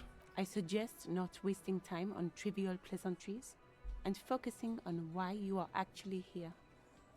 Titus Hardy. She points to the tall man by the table. Even though she has excellent control over herself, something moved behind her eyes. In the way she stands. In her face. You caught her off guard. Push her some more. Leo told me about you. He likes to talk a lot. You are not here to chat up the legal counsel. You are here to question these men. You set the pace and the topic of these conversations here. Establish that. You said you're the union fixer, you fix things. You said you were in debt to Mr. Clare. I represent the union and these men here. Don't make this personal. A very minor victory. What if I want to talk to you, not Titus? What you want is of no significance, officer. Don't test your authority. In Martinez, you are no one. I saw what you were thinking. You want to say, what are you going to do to me? Don't. Just because it's in your head doesn't mean you have to say it. You will not lose out on anything good by not saying it. You will not lose out on anything good. What are we going to do to you? You were specifically asked not to say that, and then you said it anyway. You junior delinquent. Sorry. But you still Sorry. did. The union isn't going to do anything to you. It is not a crime syndicate. It is a labor organization. So I'm fine. Uh-huh. Goddamn right it is. If anything, it is the RCM who do things to people. But we digress. Why are you so aggressive? Aggressive? You make your living enforcing violence. These people are just dock workers. So you were spying on us, and now you represent murder suspects. Just dock workers. We've talked to Everard Clare. We know who these men are. The union's militant wing. Listen, you moral intern lackeys. You're a mob, enforcing the unlawful privatization of Revachol. 20 fat men in the Occident are stealing it all, and you're their bodyguards. Fuck yeah. A tall, broad-shouldered man takes a sip of his beer. So ask what you came to ask, or get back to your commanders. I don't know where you heard that, but it's wrong. The RCM is principled and strong, unlike those socialists. I liked that. Good start. Let's take it a step further. Armed uprising? What are the union's plans?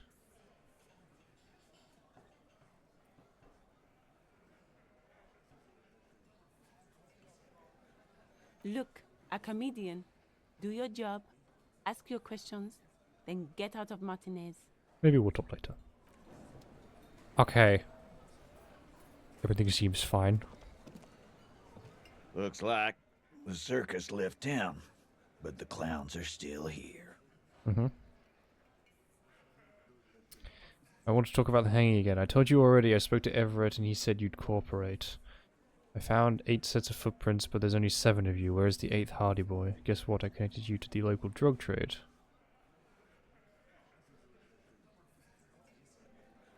Wanted to talk about the hanging. I told you already I spoke to Everett and he said you'd cooperate. Oh, so you went and talked to my mommy. Yes. And now she's making me play with you.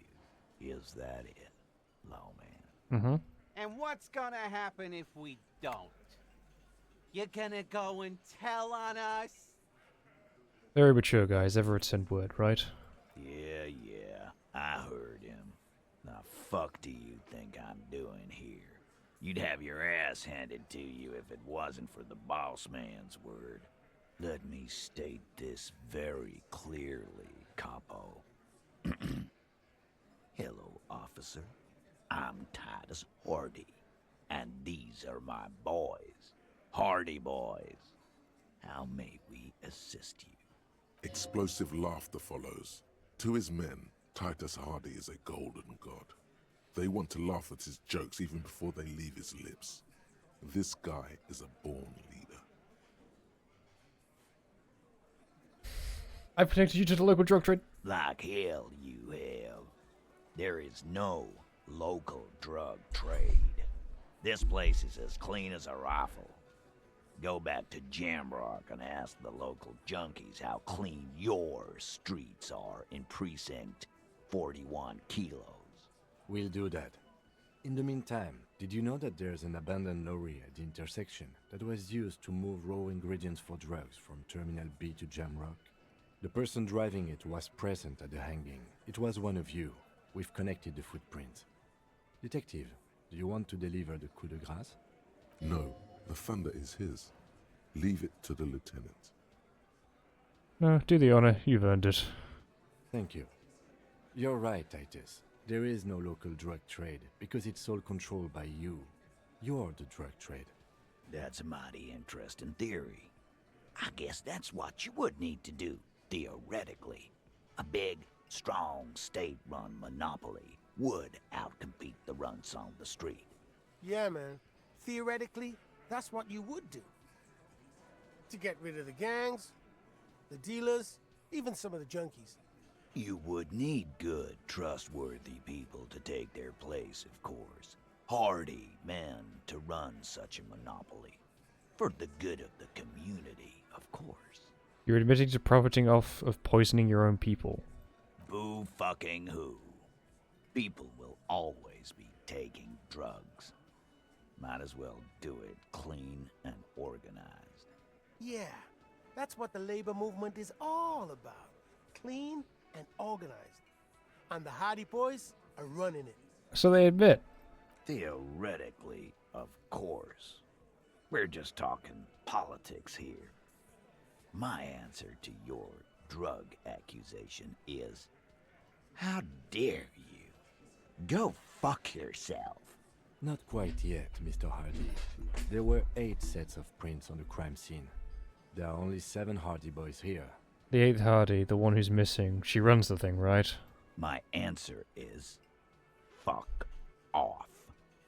Mind your own business. There is no 8th Hardy. I run this goddamn scene. Finally, you got something out of him. This could prove useful in the future. And here we go. Back to the usual. I know! Fatty walked on all 4s. He's so fucking fat he left 2 sets of footprints. Go fuck your mom, Dennis. Okay. That's more like it, boys. You heard him. It was Angus on all 4s. Anything else you need to know? Found 8 sets of footprints, but there's only 7 of you. Where is the 8th Hardy boy? What are you talking about, madman? There's no 8th Hardy Boy. There's 7 of us and we're all here. He sizes you up. Or what? You want to be the 8th Hardy Boy?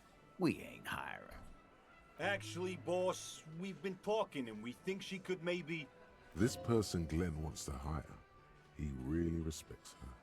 She? So there's an 8th Hardy, and it's a Hardy girl? Who might it be? Elizabeth? The gardener? It's the drug lorry person. Shut the fuck up, Glenn! I do the talking here. Now what the fuck do you want, cop? So let me get this straight. There is an 8th Hardy Boy. It's a she, and you don't like us talking about her?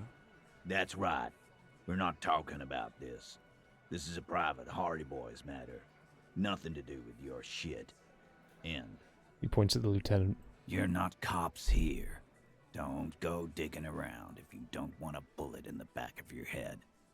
I'm watching you. Good. We are all watching each other. Officer, your question. There's no point in pushing it further, he thinks. This is already a victory. We'll learn more about this 8th Hardy sooner or later.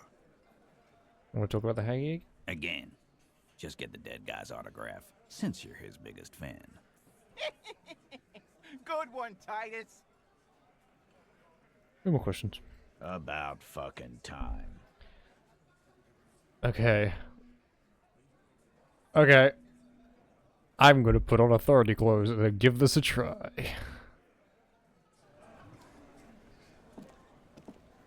Okay. Here goes nothing.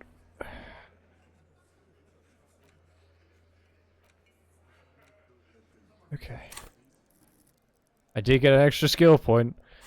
So, we're gonna have to try and scare this guy. Okay. Authority. Anything give me authority. Anything gives me authority. Anything give me authority. +1 suggestion.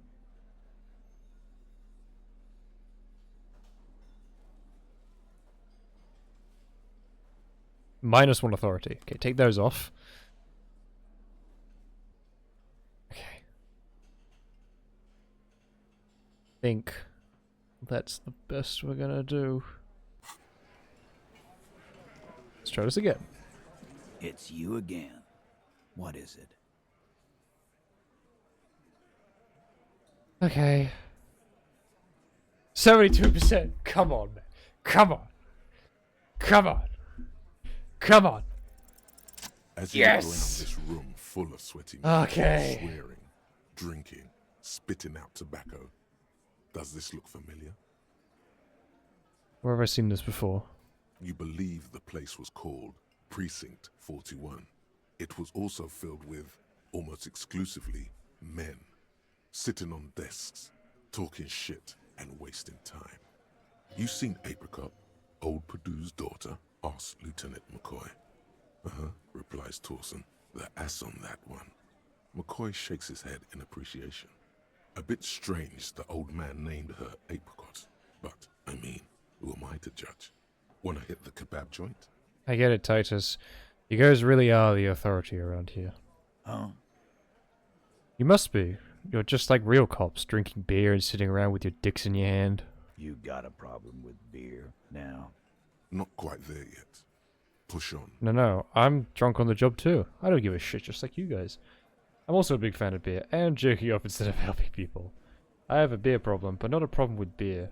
I also have no idea how to do my job, like you. Speak for yourself, buddy. But I've been running this outfit for 10 years now. You should have seen Martinez before it started. It was like Jamrock now. They didn't see shit, man. Kids getting shot. We had 3 shootings a week. Fucking graffito everywhere. You cops haven't shown up since the 30s. Congratulations on the graffiti removal. All I see is you sitting around talking about Monica's titties while there's a rape victim. So what? What do you want from me? We took care of that fuck. he picks the beer back up. Don't let him drink that. One more push. Quick. Just don't antagonize him. You have this already. Someone's been raped. She needs counseling. We need to talk to her. It's not about who did it. It's about the victim. She needs help. Titus? He looks at her. She stops mid-sentence. That's it. You got him. He's going to give it up, but on his terms. You wanna help her, cop? Fine. I'm gonna let you help her, but you treat her with respect. If you don't, if you question her, harass her, a freight train of pain, buddy. What is her name? Lieutenant takes out his notes. Glacia, I'm on due. She's staying here at the Whirling in Rags, a real pretty one. Silvery jumpsuit, blonde. That's I'm on due, with an O-U. Shit. The girl upstairs? That can't be her. She knows you drank so hard you forgot you were a cop. Oh, it's her! It's definitely her! It's Miss Oranje, disco dancer!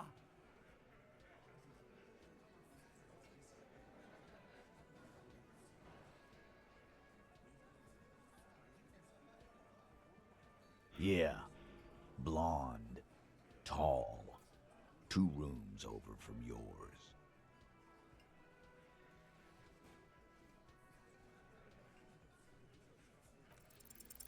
You inexplicably add cool after the victim's name, with your eyes bulging. Why am I worried? Why am I worried? Why am I Your fingers worried? are fidgeting and sweat starts forming on your brow as Titus looks at you oddly.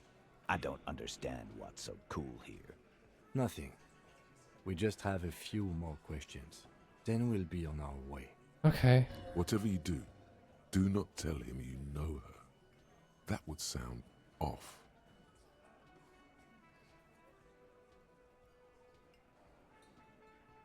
Thank you. We'll talk to her. Remember what I said. Freight train of pain. I'm gonna take off now. Why am I worried? Why am I worried? Why am I? What did I do? Why am I worried? What did I do? What did I do?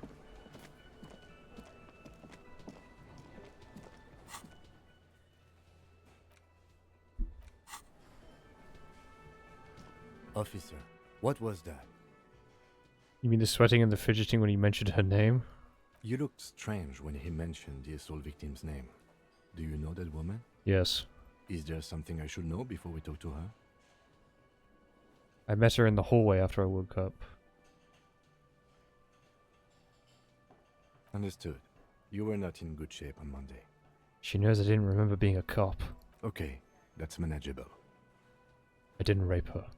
What you're saying is, you raped her? No. Ice is forming on the inside of your chest cavity. No. Then, don't ever say that again.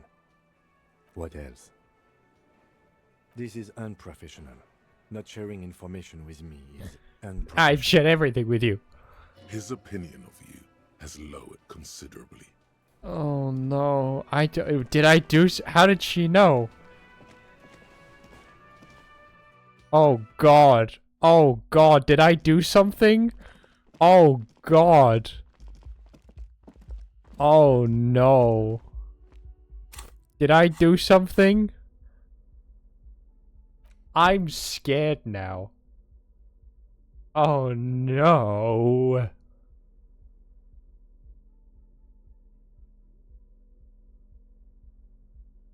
Oh no.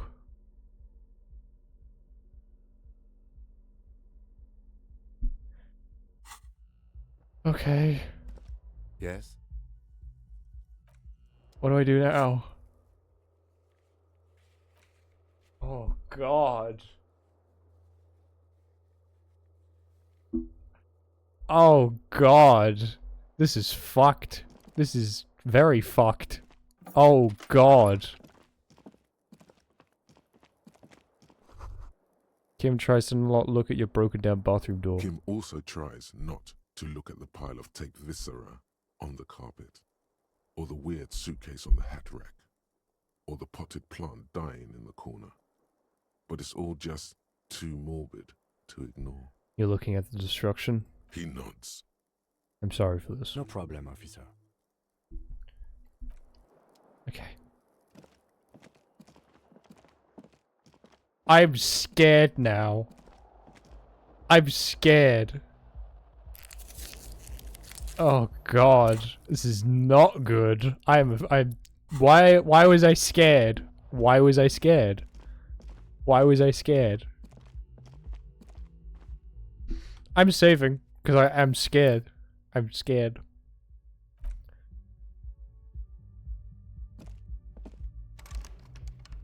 What? Oh, this door. Oh god. The door is closed. Who is it? Muffled by the door. This is the police. Can we come in? Come on up. The door is open. I'm drying my hair. This feels... Don't take anything.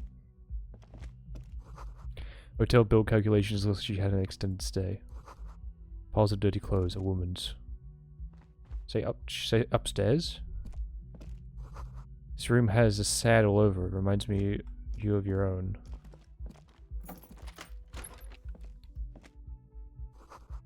You see the yard below, the corpse is no longer there.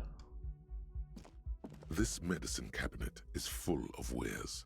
Sheets of pills, haphazardly stacked, one on top of the other. There's also a toothbrush somewhere in there. Close the cabinet. Why am I scared? I'm scared now because he's scared. But why is he scared? You feel someone watching you behind the glass door, a woman. Bed has been hastily made. Where's the door? Here?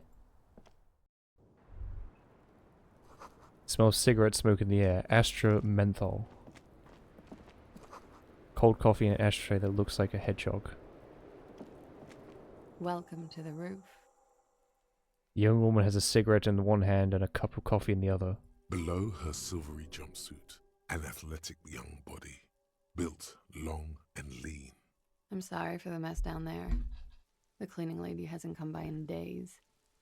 I'm beginning to wonder if she ever will. Is there a cleaning lady? I think I need one. Oh yes. Legends of room number 1 have made their way around the building. They say a portal to hell has opened in there. There are vortices of dark energy present, but not hell. It has. They also say it's why the cleaning lady quit. Right. I'm Kim Kitsuragi.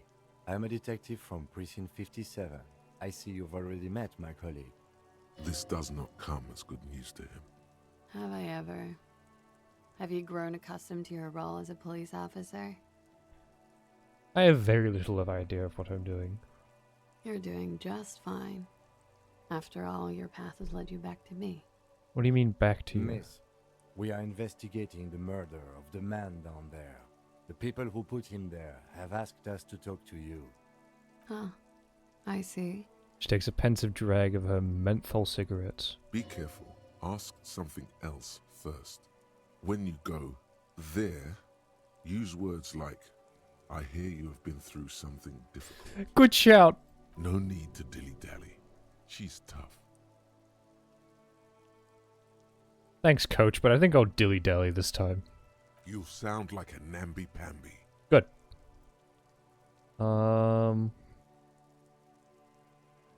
Notice your room is close to mine. I have a personal question. What is your name is for the record? Feels you've been through something difficult. Something difficult? I've been through at least half a dozen difficult things. Which one do you mean?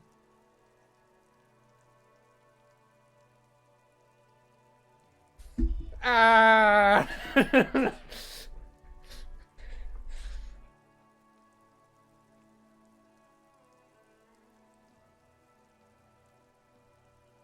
Were you sexually assaulted, miss? By sexually assaulted, you mean raped? Yes. It's a bit early in the morning for raped, isn't it? She sounds positively buoyant, vivacious, totally unbothered. Actually, it's evening, miss. Is it?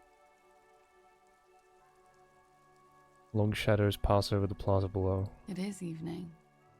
Time flies, man. So, were you? Yeah. I'm gonna go with not raped. I don't want to say that shit about him. Okay. By him, she must mean the victim. Tell them it's not my style. They'll have to, you know, if they want to jazz up the charges, they'll have to get someone more, rapeable. Are you saying that you were asked to tell us you were assaulted? Not explicitly, but I understood what they meant. It wouldn't hurt to spice things up a bit. Some assault and battery. Sexual assault, maybe. It was clear the latter would be spicier. What did happen between you and the... what can you tell me about him? Name, eyes, age? I just asked you to spice things up for us? Pretty much. She cradles her coffee cup in her both hands. Warming them. She must be very cold and exhausted of this life. What did happen between you and the victim? We partied. What kind of partying? The kind I do? I don't get it. What do you mean partied? We drank, sir. A lot. For weeks, basically. We had that effect on each other. We made each other drink harder. That's why I liked him. What else? Stimulants. Speed also has that effect, making you drink harder. And then drinking harder makes you do more speed. It's quite the combination. We also had sex. Were feelings involved? A little. The drugs were good enough, and we did enough of them. How did you two meet? Lieutenant's voice is quiet, calm. Downstairs, at the bar. He was on some sort of assignment, a military man, as you probably know. Had a cool, scary scar. She appears aloof, but that scar part, the scary, is stressed and drawn out. What's that about? Apprehension? With longing. She misses him. When was this? A month ago? Something like that. Must have been hard for you seeing him there. Oh, yes. I've had a great view. From the roof, out of the bathroom window, in my dreams. A bitter cringe. It hurts. You look to the lieutenant. He takes a small step closer. You called us, the RCM. Yes. Jackpot. Call reporting the hanging, that was you? I made it. And I would appreciate it if you didn't tell everyone. In Martinez, they call it snitching. Reporting crimes is confidential in Revachol, miss. If it's snitching, then why do it? Because I couldn't handle it anymore. None of these people called. He just kept hanging there. Then they started stripping him. Tearing off his armor. Demeaning him. Throwing rocks at him. The voice was disguised. Did you... I didn't exactly disguise it. I just muffled the mic and nicked the landline a little. Nicked it? How? With nail clippers. and I diverted some radio fuzz into the cold wire. So, she's God's mystery phone cutter. And in the process, you broke the landline downstairs. Did I? Fuck. I didn't mean to. I had no idea what I was doing. Why go through all the trouble? I don't know, sir. It was stupid. I was drunk, too. I was probably afraid the Union was listening in. Locals say they have ears in the wires. Thank you for making the call, miss. It was the right thing to do. I didn't want to, sir. But if I hadn't, he'd still be hanging there. What can you tell me about him? Name, eyes, age? I'm sorry, I can't do it. Not right now. Later, maybe. I keep seeing him. Like he is now. I can't talk about his... I don't know. Hair? Another puff, more nervous. I know it's difficult, miss. We can return to it later. She meant she sees him in her dreams. Say nothing. You pissed it all away. All of it. Elysium. Why would I...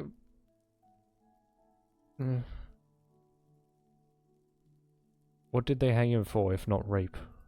He had something to do with the strike. One has been roiling since I got here. Rotten timing.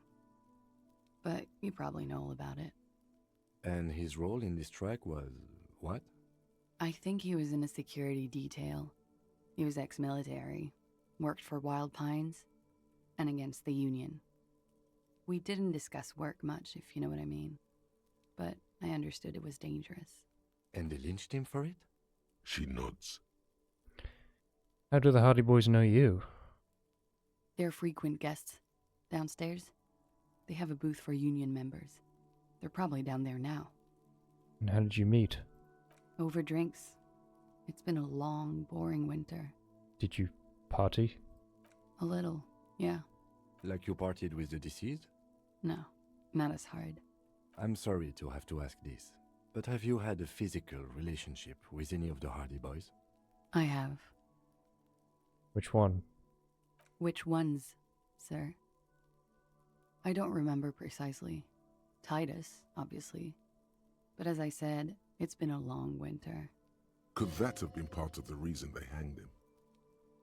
Could that be why they lynched him? Jealousy? I hope not.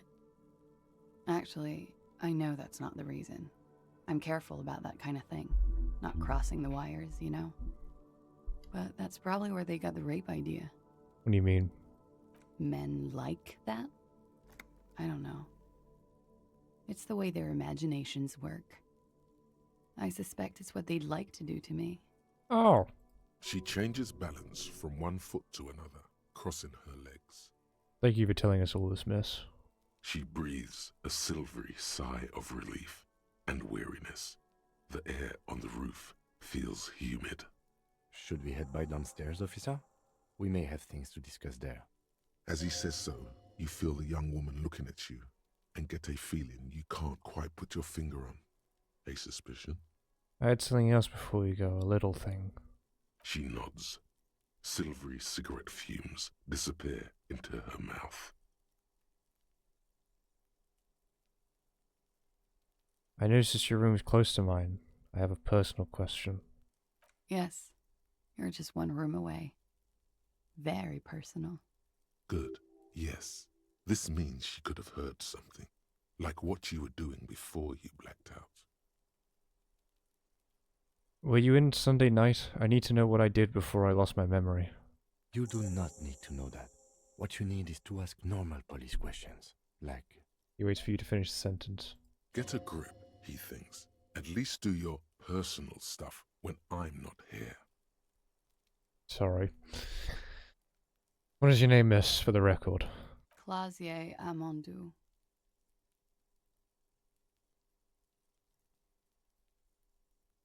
Where are you from? Vredefort, Republic of Oranje. What is Oranje? A bad memory, officer. Bad memory of what? Of lilacs and lightning. Parks, glass. Duraluminium. Vredefort is a conference city. It's always autumn there. A night. At least it was for me. What's so bad about that? Nothing. If you're no longer there. The conference centers are filled with people who get angry at you if you do something wrong. Did you do something wrong? Sooner or later, everyone does. How old are you? I'm 28. What do you do, miss? What is your specialization? Something stupid. Did I write that down? Wanna hear what's stupid? Somewhere in a one-room apartment on Boogie Street, a young man shows Patrol Officer Tilbrook his genital warts, asking if they're cancer. His partner, Emil Mullins, can't be there. He's in another apartment with another man who's showing him a dead dog under the radiator. It's dead, Mullins says. No, the man replies. I touched him. He's warm. He's warm, Mullins replies, because he's under the radiator. What's that? Oranese lit. Oranese lit? Oranese literature. It's what I studied at the university. What's it about? Fear of failure, fear of death, how it sucks to be Oranese. All national literatures are. Only the name of the nation changes. If that's true, then Revacholian lit would fit you like a glove. Oranese lit. What do you do with it? Nothing. I do nothing with it. Cool.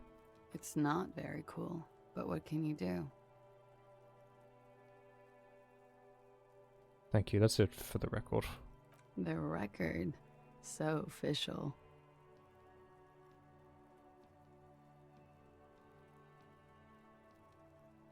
Let's turn to this later, miss. Why not? I'll be here until 11 p.m., drinking coffee, most likely. Okie dokie. Let's leave.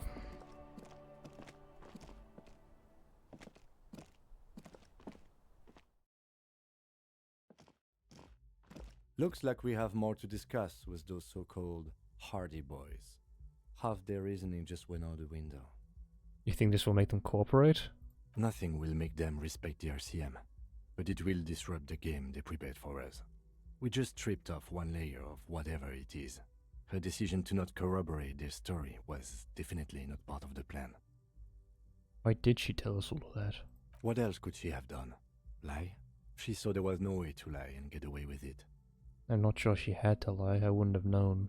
If not you, then me. It was a smart move from her. Something is off here. You think so? She seemed forthcoming. Unusually so. Being forthcoming about some things is a good way to obscure other things. The best liars are always forthcoming. Anyway, we should move. I suspect our investigation will bring us back here soon enough. Okay. I do want to check what's it thing first. This medicine cabinet, it's been used quite a lot. This toothbrush belongs to someone who doesn't give a damn about her teeth. Pharmaceuticals line the shelves, sheet upon sheet of pill bottle next to pill bottle. Acetylic acid, APAP, eye drops, blood thinners. There's quite a collection in here. Anything of note? Search the bottles. Pill bottles rattle like bones as you search the cabinet. Paracetamol, histoperidol, something in a foreign language you can't read. Behind them, an unusually shaped nasal spray. Its label reads, Nacra. What's Nacra? An opioid receptor antagonist. It's used for diamorphine overdoses.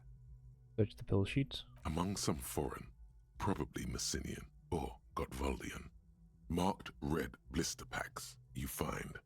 What do you find? This is going to take a little know-how. Apparently my electrochemistry is good. Is there something more interesting here? A bright orange bottle with peptide stamped on it, in sunny, happy letters. Jackpot, baby. That's the stuff you're looking for.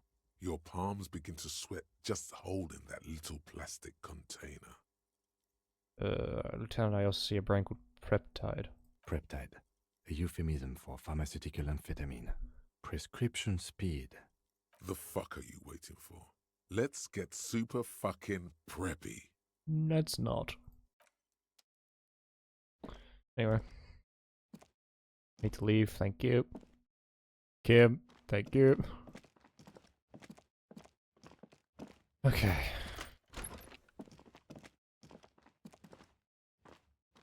Can I shut the door? There we go. Okay. About Sunday night. When Kim's not around to stop you, ask her about what she heard in your room the night before you engaged into reality. She must know something. Told you she can't talk about him now, but you need specifics, height, build, etc. to confirm your autopsy. Ask a little later when she has collected herself. Confront the Hardy Boys with what she told you. I'm gonna wait to confront them, honestly.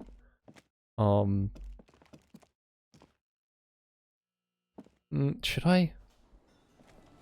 She might, like, disappear. They might do something to her. They've indicated that they're not past doing bad things. So I think perhaps waiting a little bit might be a good idea. Let's wait half an hour. And then go visit the guy in the apartment. Right?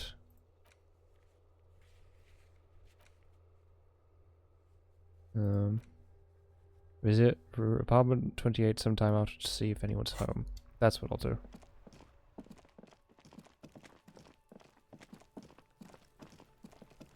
Kuno's still here. I think we could start thinking about heading down, I suppose.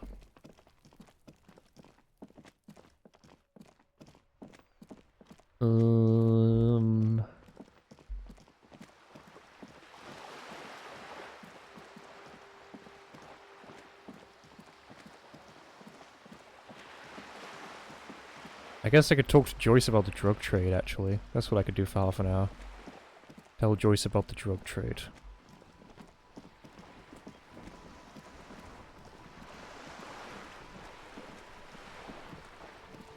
You're back. Good. What can I help you with?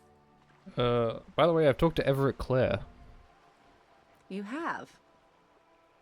And how did you like Mr. Clare? Finally.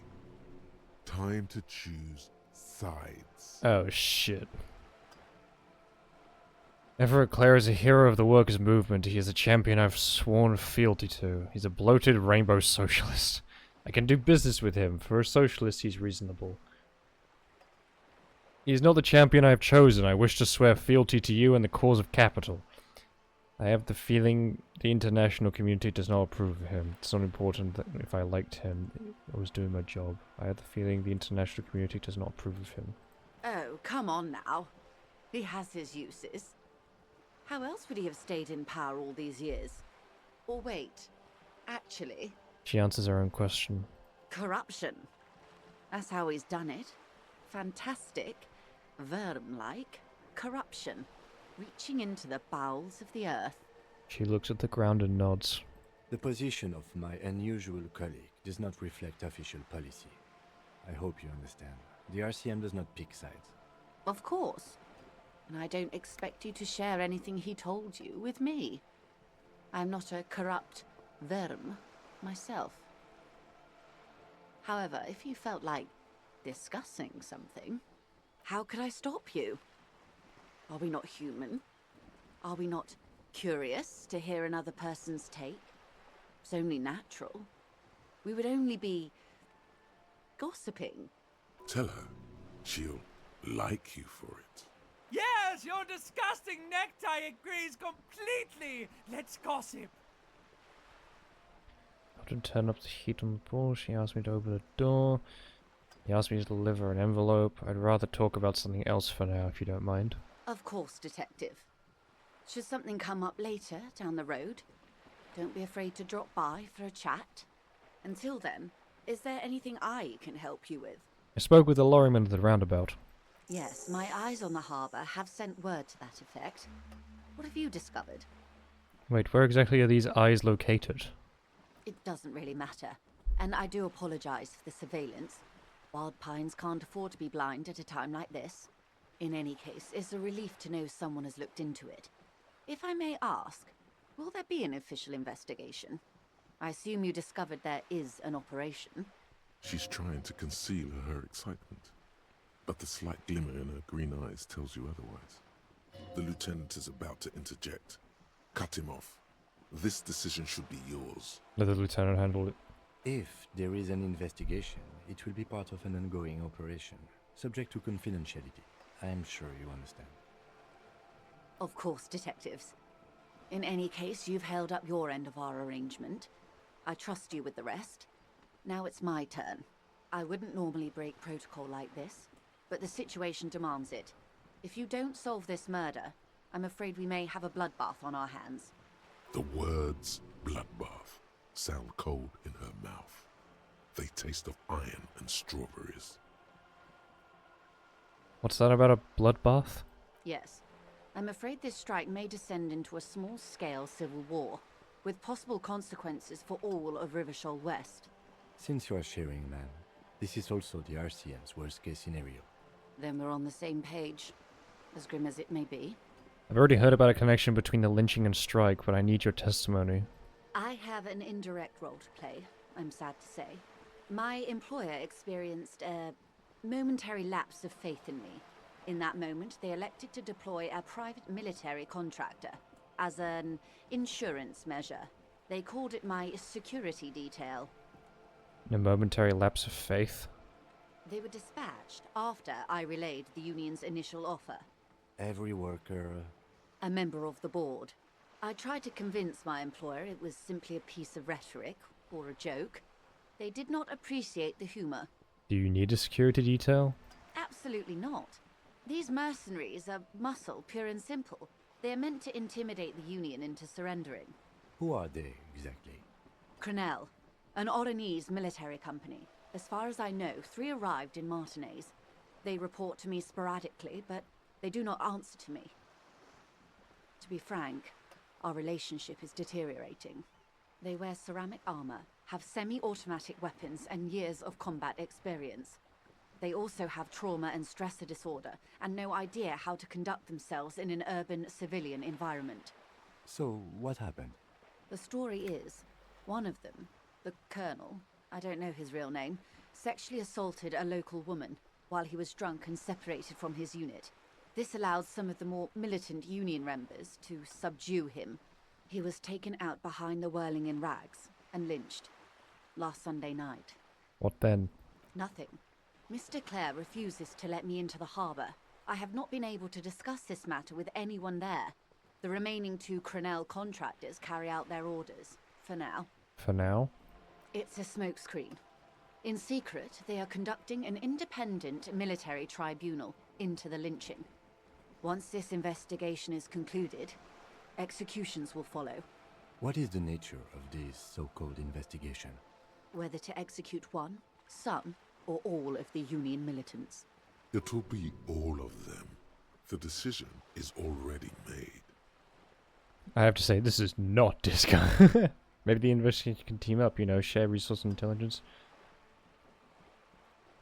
Oh boy, is that not good. It's not good, no. My only hope is that you provide a single concrete suspect before the mercenaries indiscriminately pick theirs. Simply put... She grabs onto the mainsail. If you don't pin this on someone good, and do it fast, they will identify and execute everyone present at the lynching. This in turn will force the Union to respond. They would have to project strength and power. The Debardeurs have over 2,000 men. It will be 1,000 to 1. Have you ever seen a Hornet invade a beehive, Lieutenant? It's not pretty. These men work in tandem using semi- and fully automatic firearms. Their armor is virtually impenetrable to muzzle-loaded weapons, even yours. Most Union workers don't have guns at all. As I said, a bloodbath. I can't see it happen. Too many things would have to go wrong first. Isn't this a pretty bleak scenario describing? I think the confrontation is inevitable. Many bleak scenarios have already come true. Nameless, badgeless detective of the citizens' militia. All we can do is keep the rest from going the same way. One single concrete suspect delivered into civil court, and I may be able to defuse this situation. Right, okay. Can you tell me about Crenell? Not much. Their public resume is relatively good, as far as private military contractors go. I believe they were once called Downwell. Down a deep, black well. They boast a long list of clients. Saint-Baptiste, Welchman Lorenz, Eintracht. A warning sign, however. The operations concerned all take place in third or fourth world countries. Guarding facilities, escort missions and such. Meaning they're used to operating in war zones. Yes. All the good conflict corridors, Supramundi, Yesut, the Seminese Islands, countries that don't have a good record reporting atrocious military conduct on their soil. Sadly, no.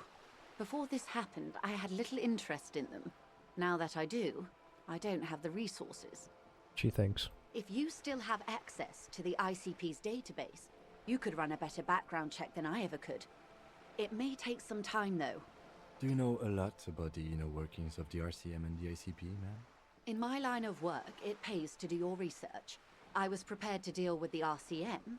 I did not think I'd be dealing with a group like Crenell.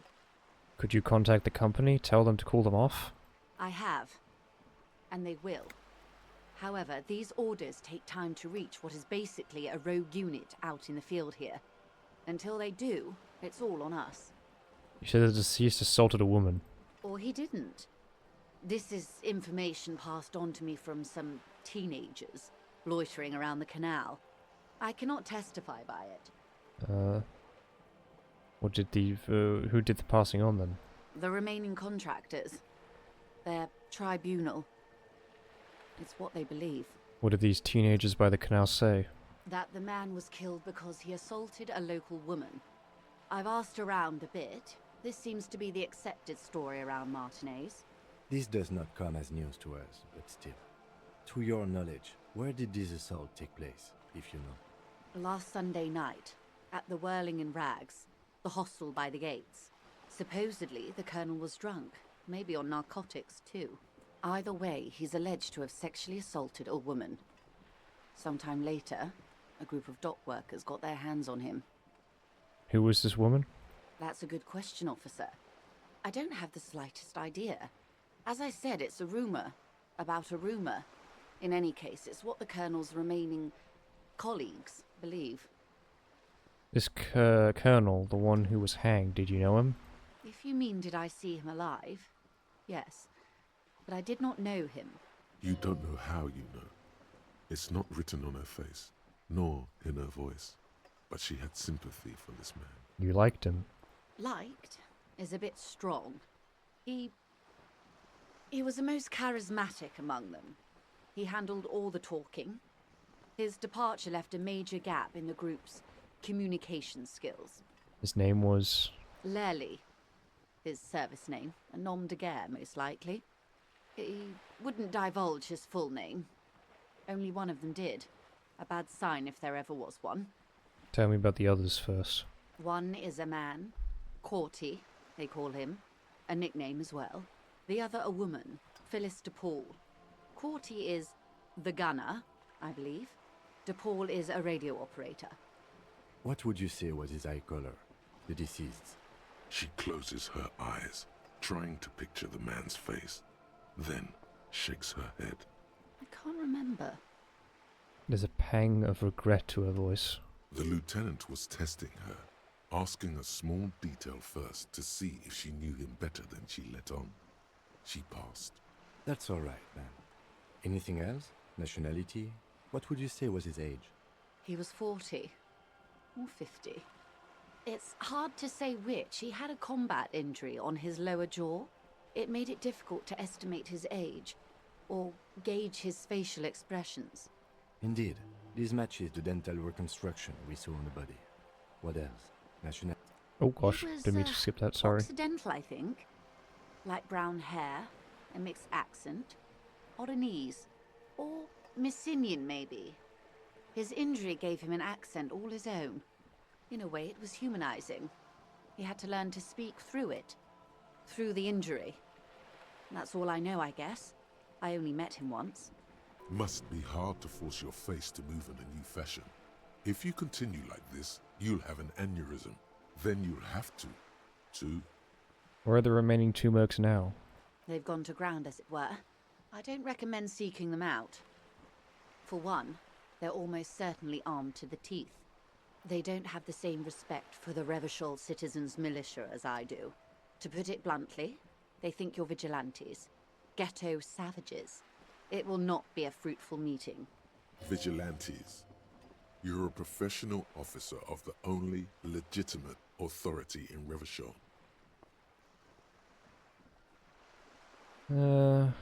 We still need to know where they are. You're likely to run into them eventually. When that happens, I'll be in a better position to mediate if I don't appear involved. Sent by the Pines, clothes didn't fit right, scab leader built like brick. If I fail this now, I'll be very sad. One is obviously the scab leader at the harbour gates. The one chanting the idiotic slogans. He's barely maintaining his disguise. The other has a vantage point in a building south of the roundabout. They were keeping tabs on you while you were canvassing the lorry drivers. One must be the goon in ill-fitting work clothes by the harbour gates, the scab leader. One is probably in a building overlooking the roundabout. One must be a goon in ill-fitting work clothes by the harbour gate, the scab leader. That may be so. I still hope you heed my advice. There's no need to kick the hornet's nest. For all your talk of averting this catastrophe, the situation at the gate is a powder keg. Does this not bother you? Of course it bothers me, Lieutenant. But my hands are tied. How would my employer react if it appeared I were intervening on behalf of the Union? Your concern may be appearances. Ours is keeping the peace. One is probably in a building overlooking the roundabout. That would afford a good vantage point. In any case, it's practically inaccessible. Holy shit. Is it the fucking... Where is your radio for contacting them? Oh my god, is it the Dice You Woman? have an earpiece? Is she one of the militia? Heavens no. I'm not an undercover agent. There's a short wave at the ship's wheel. I had another question for you. I hope I can answer it better. How much time do we have? Until the executions start? Truthfully, I don't know. It depends on their progress identifying the members of the lynch mob, and their impatience. They don't report their progress to you? Not on this matter. I'm afraid they consider this a personal initiative. There's a brief silence. Seagulls squawk over the bay. 5 days, not more. Maybe sooner. It's a matter of days, not weeks. 5 days. I have 5 days to figure this out. I am sorry to have been the bearer of bad news. If there is anything else I can help you with, please ask. Can you tell me about these photos, tattoos? Of whatever? course. Excuse my hesitation before. Takes the photo, holds it in her hand. For about half a minute, in silence. It was taken with a trigette not long ago. This is the man's upper body. There were no more markings on his hands or legs. So you observe the woman's expression. Her mouth is relaxed. The accordion lines near her mouth vanish. The pearls of her eyes move slowly on the photo's surface. She has no excess of emotions for this cadaver. Has she seen dead bodies before? It's likely. What do you think? Sorry. I was trying to see if I can read the web of interdependencies between these points. The stars. She points to one of the photos of paper. I can't. But that's how you read this story. The points themselves don't have letters, numbers, anything. Their size, location on the body, and distance from each other tells you what they represent. Like blooms in a pattern? Close. Port cities. This is an Oronese map of the waterways, a sailor's tattoo worn by wayfarers of the Dolorian century. Over 300 years ago, the sailors would mark their bodies to map their travels. What is the use of this map? The sailor's soul would use it to fly back home if they should die abroad. This is a sort of contraption to be reeled back in by. The silver cord, they would call it. Where is he now? This one is going nowhere but the morgue. I've spoken to him, but now the soul is fastened inside his corpse. This one has flown quite far by now. I would say he's near the Arcade Islands by now, ready to exit the Insulindian and into the Pale, if I've read his home address correctly. What travels did the dead man make? Quite a few. Vredefort, the Oronese capital, traditionally stands on the right shoulder. He started somewhere near here, I think. What next? Then he made his way to the Preto Grande, through what I think must be the Stutz Canal, an artificial channel through the Occident. From the Preto, he sailed to the Insulindic Ocean, first the Semines Islands, then this. She points to his heart. Revachol. Those are the two constants. Vredefort on the shoulder, and Revachol in the heart. They started the tradition of these maps right after the discovery of Insulinde, at the dawn of the Interinsulary Age. You said you can't read it. I can't. This man was no sailor, and these are no ports. I can understand geographic fragments, but not their meaning. Somewhere in an office lit by a single green desk lamp, Captain Ptolemaeus Price, 58, bald and bespectacled, is writing in a ledger on his desk. Rows and rows of days and weeks, laconic remarks in a single column. Patrol, case, vacation, injured.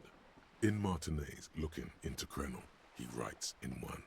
Then the man puts down his pen and rubs his temples with both hands. Outside there is a siren. Distant gunshots on the streets of the Jamrock Quarter. This man is no brother of mine, but this is his service history. That makes sense to me. We have no more use for a map of the waterways, just like we don't need sailors the way we used to. This is what the custom would morph into on the Occident. Mercenary tattoos. Who could tell me more? His platoon members? The other contractors. Though I do not suggest you go and show them that picture. This man was their friend and comrade. It could go this or the other way. Maybe if you're tactful, it could be beneficial.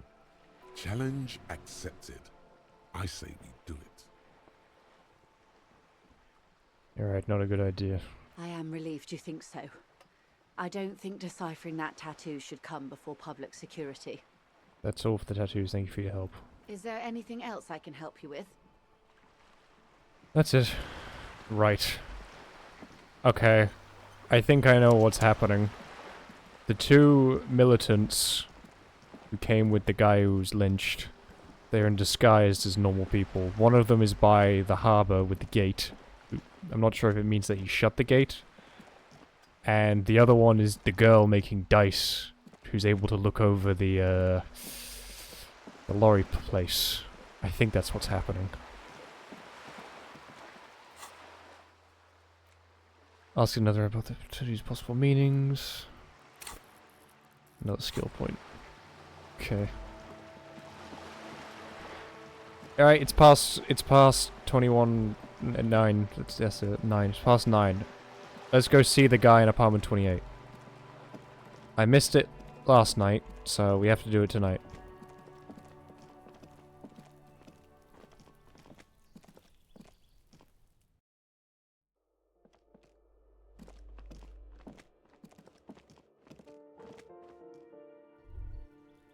There he is. A maroon glow of light pollution arises from the east. You hear distant traffic. Night is falling on the city.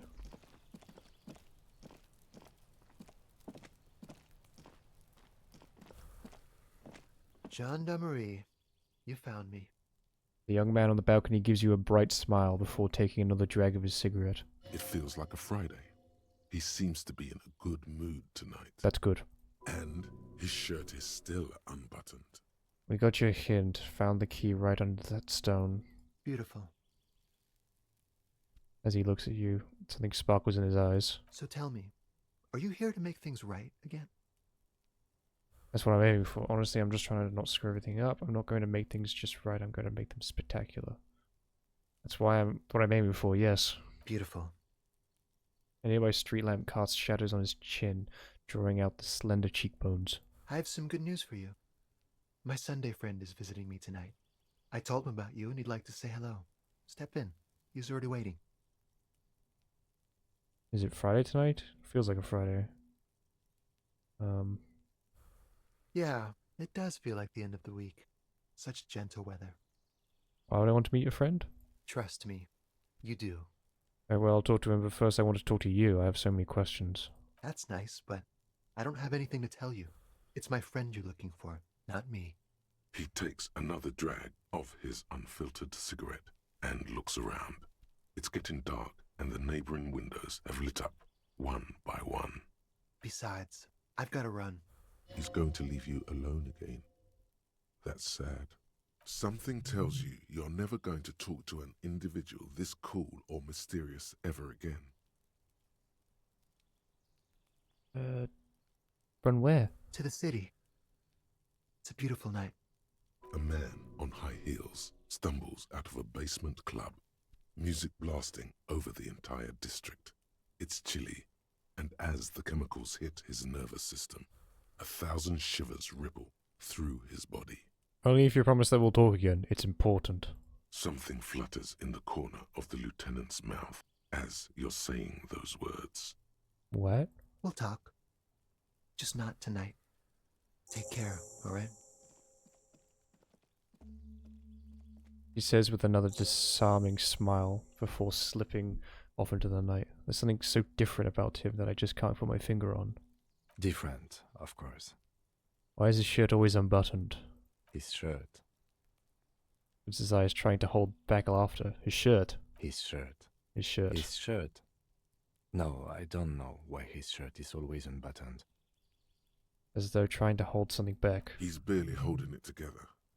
It's all he can do to keep from bursting out in laughter. Come on, detective, let's go. We've got a potential witness to interview. His Sunday friend, remember? He nods at the apartment door before you. Okay. Hello. A quarterly business magazine. Empty ashtray.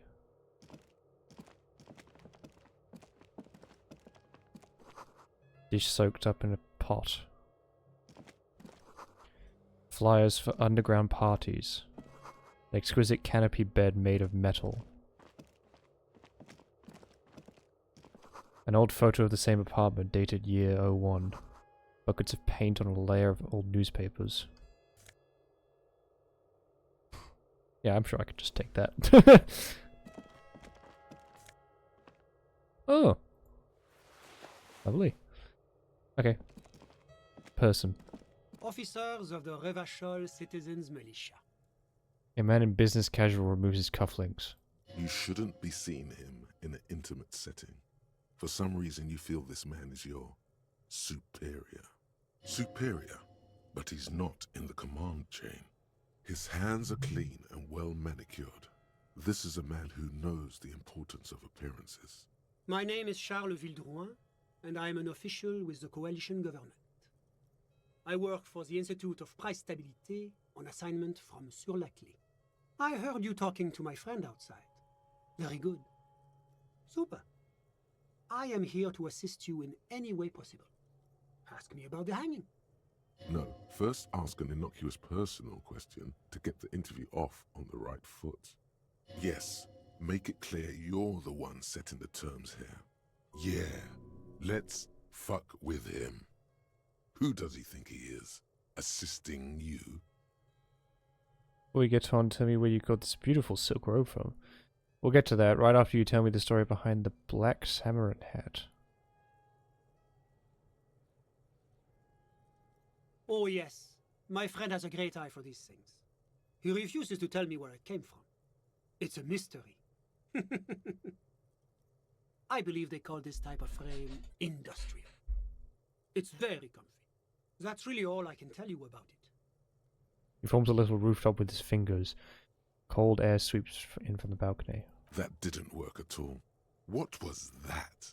You were supposed to fuck with him, not compliment the decor. I'm sorry. The lieutenant takes out his notebook and nods to you to proceed.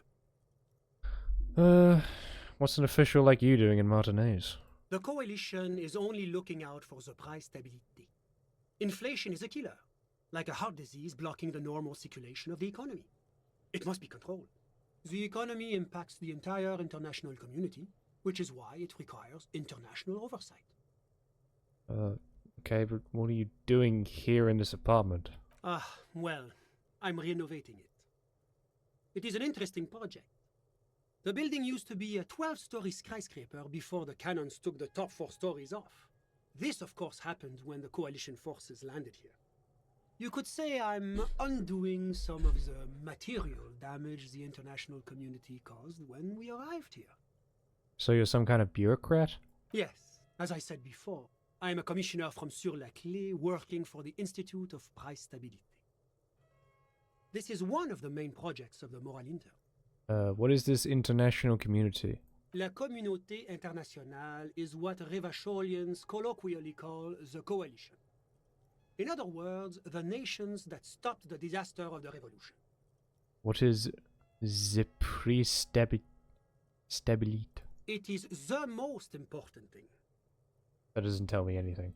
It's the central goal of any sound monetary policy. Maintaining the price stability is essential to maintaining high levels of economic activity, which is essential for maintaining high levels of employment, which is essential for maintaining the social stability. Basically, it makes sure the price of bread doesn't change.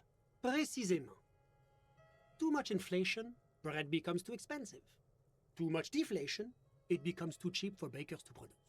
That's why the Institute of Price Stability works to keep inflation just below 2%. Below 2% of what? But not too far below, no. Too below is also bad. Below, but close to 2%. You're not answering my question at all. The coalition believes in the importance of informing the public about the benefits of the price stability. Transparency is one of our principles.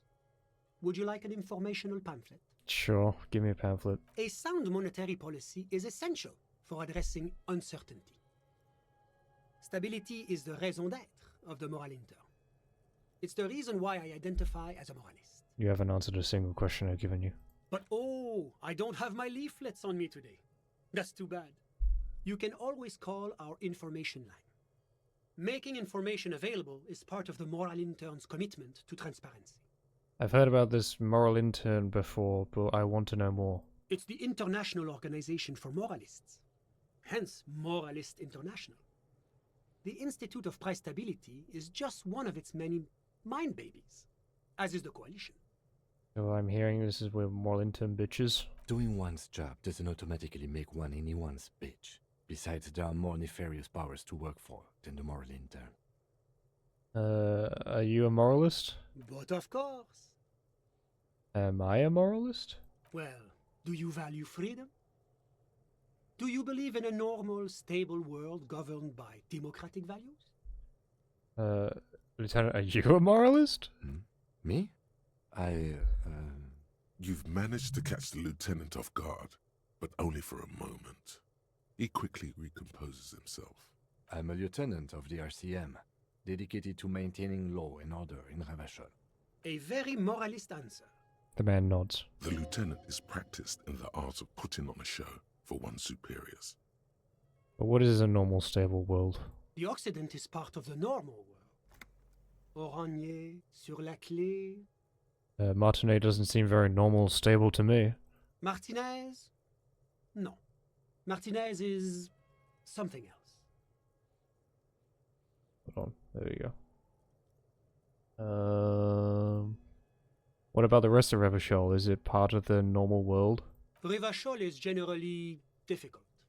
It's led by an interim government, which means it hasn't yet achieved full democracy. But they are working towards it. You're all doing very well here, relatively speaking. He gives you an approving nod. Moralism is an ideology of foreign occupiers. Revachol must be governed by it. Democracy is a meaningless sham as long as the working class is under the boot hole. It's like every time I'm talking to people I'm choosing option D. None of the above. Is that moralism? Ask it. Is this option D usually the most reasonable answer? Usually the most boring one. Not boring, my friend. Responsible. Moralism is all about compromise and achieving the achievable. It's pragmatic, realistic, and level-headed. An ideology for doers. Are you a doer, my friend? It looks to me like you are. Now, enough of this delightful political interlude. Was there anything else you wanted to ask? Tell me about Sur Cliff. What's there to say? Sur-la-Clé is a modern, urbanized country that measures very high on the Human Development and Freedom Index. Mostly, though, it's known as the executive heart of EPIS. Moreover, it is a great sponsor of less emerged countries. Revachol is only one of its many darlings whose progress it supports and cherishes. What makes Revachol Sur Clé's darling? Because a great percentage of Revachol's culture hails from Sur-la-Clé. Its language, its people, its cuisine even. Or at least in the downtown La Delta area. Tell me about Oranje. Oranje is an exemplary nation who, as a core member of EPIS, contributes 28% of our annual budget. Next to Sur-la-Clé, Oranje is probably the most prominent member of the international community. Which one of them is more EPIS? But outside of EPIS, what is Oranje? Oranje's economy is one of the most advanced in the world. It has successfully transitioned from heavy industry to advanced services and generally acts as an engine for sustainable change in the international community. Can't you just talk like a normal person? About what? About Oranje. Just tell me what it's like there. Oh, it's very urban and very well organized. Their streets are clean, their horse cars run on time, the people are polite and efficient. Like I said, they are an example for less emerged nations to follow. Enough business, let's talk about something else. Whatever you wish, officer. Can you tell me about your friend? Ah, my friend. My friend is a good young man. His family immigrated here from Kedra, and life has not been easy for him. But he understands the importance of education. He has taken his future into his own hands, and that's all that matters. What's Kedra? Kedra is a candidate member of APIS. But, between you and me, their potential membership is a more contentious issue. What do you mean? That it's never going to happen. They entered negotiations in 21, and it's been pending ever since. What's this EPIS thing you keep talking about? That doesn't tell me anything about the Kedra itself. Is it warm there? Cold? Something between? What's this EPIS you keep talking about? EPIS is a very special program developed by the Moral Intern to support certain Occidental nations. It began as a unified system of weights and measures, which proved to be a wild success. Nothing but kilograms and centimeters as far as the eye can see. God, yes. Sweet standardization. The backbone of rationality and commerce. It was such a wild success that we expanded it into an economic union for the processing of steel. Another success. And between you and me, the Moral Intern feels emboldened by this success. Emboldened to take EPIS to the next level. Okay, but, like, what does it stand for? Why, it stands for progress and stability, like the Moral Intern as a whole. No, what does the letters stand for? It's been such a wild, extraordinary success thus far. We are very excited to take it to the next level. You don't even hear the words I'm saying, do you? A supranational political alliance. The United States of Occident. Is it going to be like this place here? You mean Revachol? No, it's going to have transparent democracy. Is Revachol going to be a part of EPIS? It's one day going to be a candidate member of EPIS, sure. Didn't you say that candidate members never become real members? No. Candidate members do become members. Why do we even have the whole system in place if they don't? It just takes time. Time and evaluation. But we were talking about my friend here, not politics. We've been talking about nothing but politics. How did you two even become friends? How did any of us become friends? Bad things happening on the insulin Isola? Oil platforms ablaze in the night? Civil wars lasting for years? Finally, the international community is forced to step in. What are you talking about? No one becomes friends that way. Au contraire. It's how millions of people end up where they are. Meeting the people they meet. It's how I came here, and my friend too. You still haven't told me who he is. Sorry. Who? Your friend, the smoker on the balcony. We were just talking about him. But I told you, officer. He's a bright young man here to pursue his education. Education is the foundation of our future, especially the arts. It is a cornerstone of our civilization. Fine, but what's his real name? Officer, you have to understand. I can't give you his personal information. I'm sure you have your own methods and databases, right? Please don't put me in this situation. So all you can tell me about him is that he's here to study the arts. He's deeply enmeshed in the study of the fine arts, yes. Which arts? He's a truly free spirit. He likes all the arts. Perhaps graphic design, printmaking, who knows? The world is open wide for a talented youth like him. What are you doing in his apartment by yourself? I'm just enjoying the view. The man smiles, nodding to the window. What view? It's dark outside. Isn't it rude for your friend to leave you alone like this? We're old friends. Nothing's taboo between us. He comes and goes. I'm sure you'll see him around. He's very active. I had something else in mind. I'm all ears, officer. You actually witnessed the lynching? I'm sorry to say I did, officer. Oh. It was a solemn... This is just the break... This is because... Start from the beginning if you don't mind. Officer, it's very difficult to describe what I saw that night. It was so surreal to me, like in a play. What do you mean, like in a play? It was just so strange. I could barely comprehend what was happening. I was on the balcony when it happened, getting some fresh air. I remember that first they came in, carrying what looked like a body. And then I saw all the surrounding windows go dead, one by one. That's when I understood. I should not be seeing this. Sounds like the victim was unconscious, or at least incapacitated. Well done, detective. How many of them were there? I couldn't tell you exactly. Less than 10. Maybe 8? The lieutenant sends you a sharp look at the mention of that number. Were any of them huge, like 200 kilograms huge? That's a giant you're describing. No, they were all quite human, as far as I could tell. Did any of them look like drummers? Drummers? Why, no. But then, I don't know what a drummer is supposed to look like. I think we can drop the drummer angle. That was my bad. What happened next? I went back inside. Yes, back inside. Keep yourself safe from the killing. Were you able to see anything from inside? Officer, the yard was pitch black. There was nothing to see, but I could still hear their voices. They were threatening to kill that poor man. Were they men, women? All men, I presume. But again, I couldn't see very clearly. But we are fairly certain the lady driver was present. Lieutenant Fuster his notes. Are you sure at least one of them wasn't a woman? It's possible, officer, but I cannot say with certainty. It was very dark, you must remember. What ethnicity were they? I believe they were mostly white, though I believe I saw 2 Areopagites among them. And I am quite certain that one spoke with a Mesk accent. What happened next? Well, that's the strangest part, officer. Nothing happened. It was oddly quiet for a public lynching. What do you mean nothing happened? They lynched a guy. Eventually, their shouts died down, and that was all. There were no gunshots, no celebratory shouts, no anything. Why didn't you call the RCM? You're right, of course. That is what one is supposed to do in such circumstances. I was simply in shock. I'm afraid I don't have anything else to add. About what time was all this happening, approximately? All I can say is that it was late. You didn't check your watch? My watch?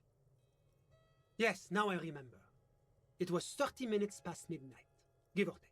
So let me get this straight. You didn't actually witness the hanging itself, did you? No, I didn't see the corpse until the following day. Those are all my questions. Thank you for your time. Of course. Anything I can do to assist the RCM. Right. Thanks, I've got all I need. A moment, officer. Oh god. Do you have everything you need from me? I'm afraid we won't have the chance to speak again once you leave. Why can't we talk later? It's against diplomatic best practices for an official in my position to be discussing murders with local militiamen. And I'm pressed for time. After you leave, I should be leaving as well. That's not the real reason he's so apprehensive. Men in his position shouldn't be seen loitering around in underprivileged young men's apartments in the middle of the night. I'm not going anywhere, I just want to take a look around in this apartment. Sure, go ahead. It's a beautiful space. Let me know if you have any further questions. Okay. I mean, I've got everything from here. And I literally asked him everything, I'm pretty sure.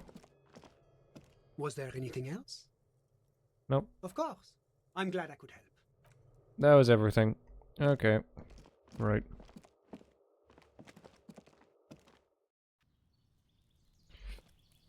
Right. He was not that helpful. Where is it? There it is. Okay, well...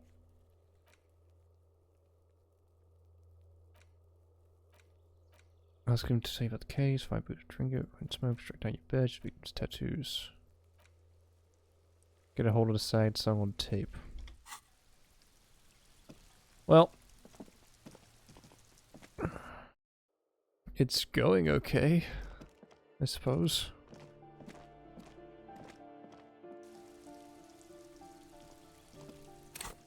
Another skill point. Okay, I'll do the check. I'll try the check again. What was this? Plus drama and electrochemistry, and plus logic but minus suggestion. Where does it go in? Jacket? Interesting look. What does this do? Shivers and what is it? Yeah, drama, electrochemistry. Okay, well, if I need them, I'll let you know. What was the guy's check, the lorry driver? I have a bunch of skill points now, I may as well give it a try. If he's still there.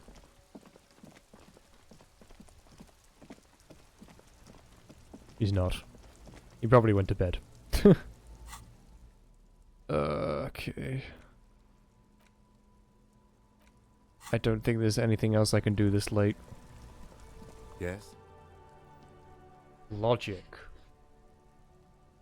If I level up my logic... Oh gosh, didn't mean to pause. I can try that again. Let's go inside for now. Right.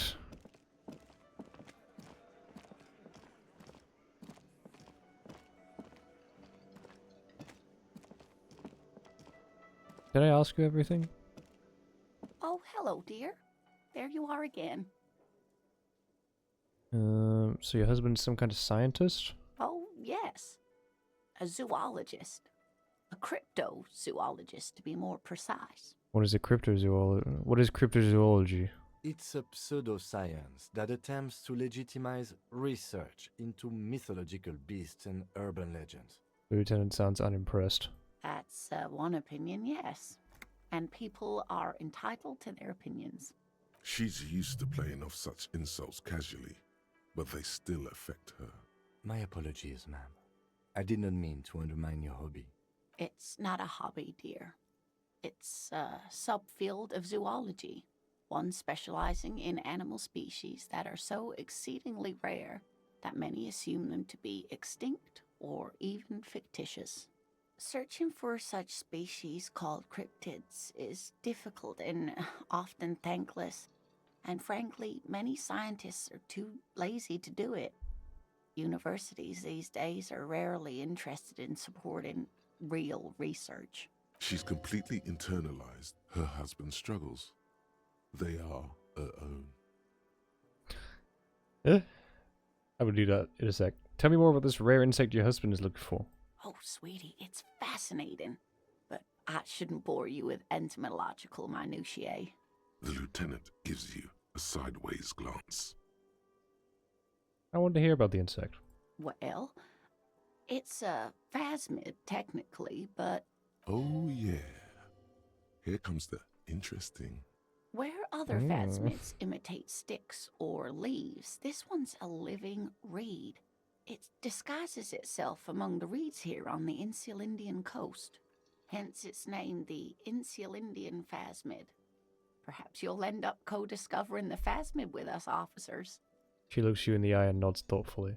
There's a touch of awe in the way she enunciated the creature's name. I knew it. We're gonna be chasing made-up insects with cryptozoologists. It's not made up, officer. I can assure you.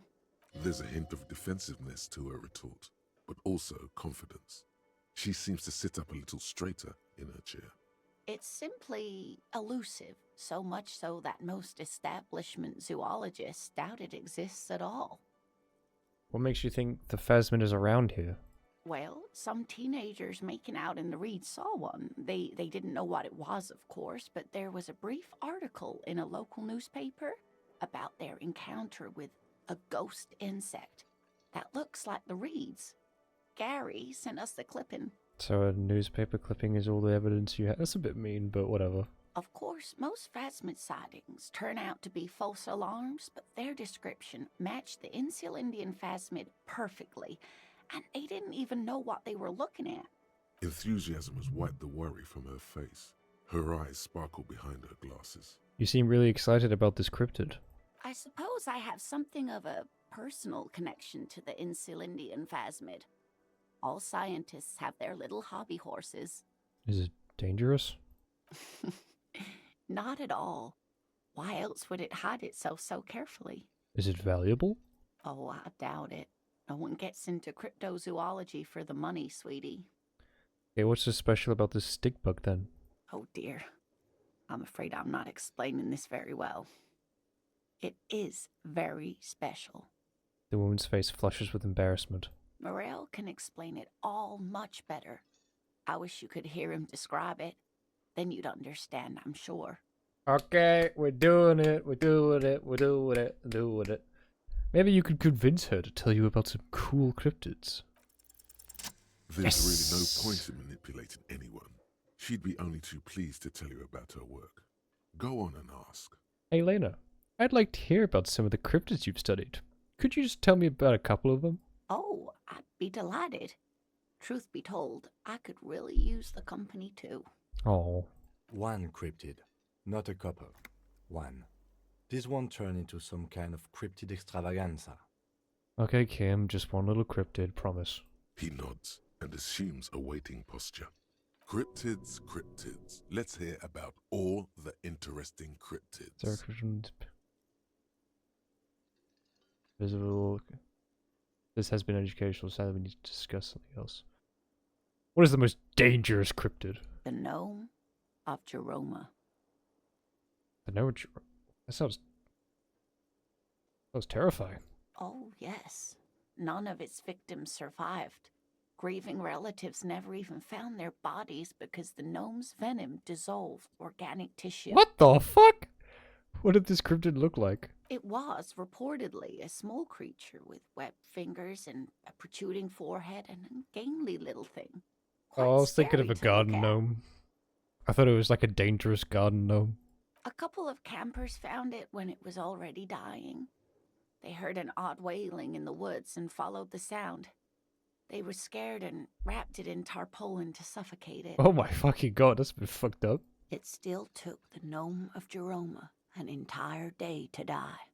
If the body of the creature was found, why aren't there detailed illustrations of it in science textbooks, confirming the existence of this very little species? Alas, the first scientist who got his hands on the creature's corpse put it in a jar of formaldehyde, thinking that would detoxify the gnome's venom. Instead, all the venom leaked out of the creature's teeth and into the surrounding liquid, dissolving the creature itself.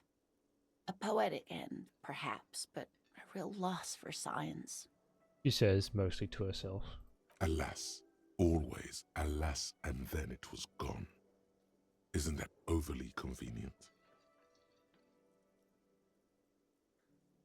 No, it's a perfectly good explanation. Stop being so skeptical. Sure, a perfectly good explanation. It dissolved in its own venom. Go on then. Ask about more gnomes or whatever. This has been educational. Sadly, we need to discuss something else. Of course, dear. That's all for now, man. I'll ask her when Kim's gone.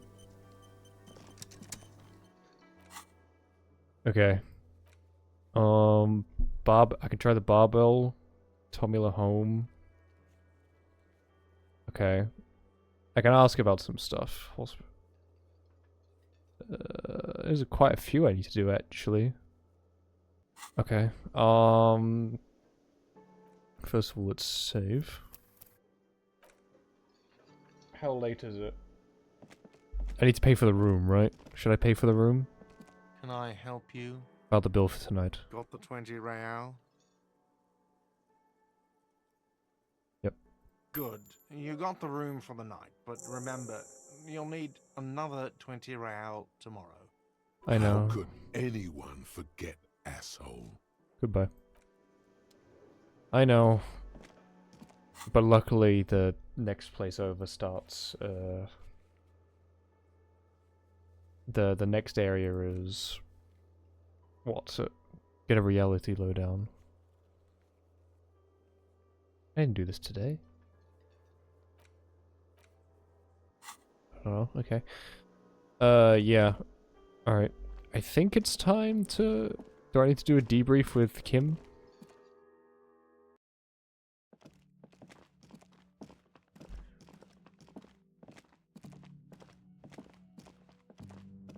Tomorrow, the gates will open up, and we can go check the next area along, and I think I really need to get shit started.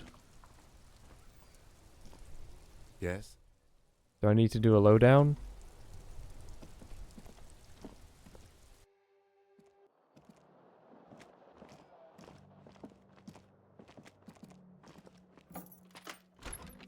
Ah, okay.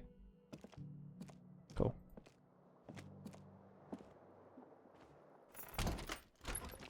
Okay, right. Yeah, tomorrow we can do the thingy, so that's fine. The bed is still cold from the broken window, and not too inviting. But it's yours. You've earned it. Go to sleep. The bed is still cold from the wind blowing in from the broken window. The mattress creaks as you close your eyes and try your hardest to fall asleep. Here we are again, my Oh, God. broken bud. The waves are coming, carrying you away. But you can't go. No, you have to stay. Always half aware of yourself. You're not cooperating, brother man. Huh? It's your disgusting body. Even through your sleep, you feel a vague discomfort suffusing it. Your belly and your sides are unpleasantly tender. You wish you could curl up into a fetal ball of safety. But you cannot, because of the pain. And there's a lot of it, ever present in your organs. It's like every one of them has their own nasty song to sing. That pain in your right side is your enlarged liver, by the way. As for your kidneys, you've really been compounding the damage lately. Every cell in your body is moaning in agony, asking, what did we ever do to you? It's all the system's fault. The system failed me. This body's worthless anyway. No one does anything nice to it. And why might that be the case? What lava lights on such a bloated corpse to be? These are my just desserts. I will endure this pain with dignity. Hey, what is this? I was on the express to zero home. I'm an artist and liver damage is my art. This is my just desserts. I think I need medical attention. Oh, yes. They'll check you out, give you some pills, make it all okay. The Wonder Makers. Don't be stupid, Harry. It's not happening. They don't make new kidneys and livers in hospital. All you've got to do is pray to God it passes and stare at the flickering darkness. You're just stuck here, in the half-world. Could try looking at other people, really looking. But why would you want to start doing that? Human beings will always betray you. How many promises have you kept lately, Sir Harry? To the great see-through world. The tenderness. Women. It's the women. Look out for the women. They're both Where the fuck did this come from? I didn't realize I was sexist. Come now. Humans have earned your trust. And you... Don't worry, I saved it. Volition in for the save. I'm not sexist. Let's go. What do you think you're doing right now? Coming to some greater awareness? Look at all these lights, blinking in and out of existence. Thoughts! You're just pretending that you're asleep, even to yourself, while the world goes on without you. Let it. Let it. But it never seems to let you go, does it? Time to rise and wipe that shining sweat off as best you can. Gather your bearings. Rock and roll.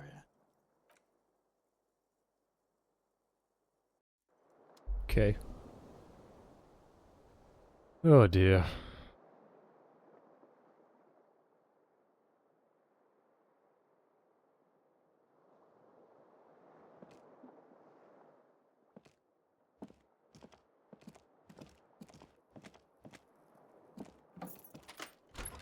Okay. Okay, I'm actually going to save here. Because, look at this fucking dapper clothing. Oh gosh. I'm gonna save here because, right. This is gonna be a busy day. This is gonna be a busy day, right? I have a list of shit I have to do. I've unlocked the new area because it's Wednesday and I can go open the gates now. So, I'm gonna end it there because then, it means that next stream we do of this, I will just have a bunch of stuff to do. So we will end it here for today. I did just save, right? Yes, I did. Okay. But yes. We'll end it there. We did a lot today. We did a surprising amount. I think I'm actually making some progress in this game now. I'm actually doing well. It's working. Yes. Autosave anyways, thank God. Yes, finally making some progress. Things are making sense. Thank fuck. Okay, we're finally solving this shit. I think we're actually, like, pretty close, honestly. We've got the main culprits down now. We just kind of need proof, really. And we need to find the 8th person. That's the other thing. The 8th person has been missing for 3 days. We don't know where she is. I should probably send the body back as well. It's still in the fridge.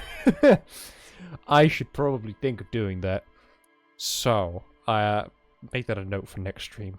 Send the body back now. But yes. We will end it there for tonight. So. Thank you all for watching. I really do appreciate it. If you like what I do, please consider following. I stream every Sunday at 8:30 PM GMT. That being said, I think I might have to change my time slot. Because family now lives all over the world, so I need a more universal time where everyone can watch. So I think I might have to change up my scheduling. I think I might still do it on the weekend at some time. It's just the timing might be a bit different. So yeah. And I have a YouTube under the same name, and I upload every Friday at 5 PM GMT. That will stay the same, because you can watch YouTube whenever. But I do apologize for not uploading anything last week. I have just been sick for the past 3 weeks, to be completely honest, and I just finished all my university. I've finished my work now. I've officially completed my master's course. Hooray. But I had to take some weeks to recover from that, and hopefully I should be able to get back into the swing of things again. I am working on some videos, I'm just hoping I can get it done by this Friday. But yes, thank you all for watching, and I'll see you all next time. Bye-bye!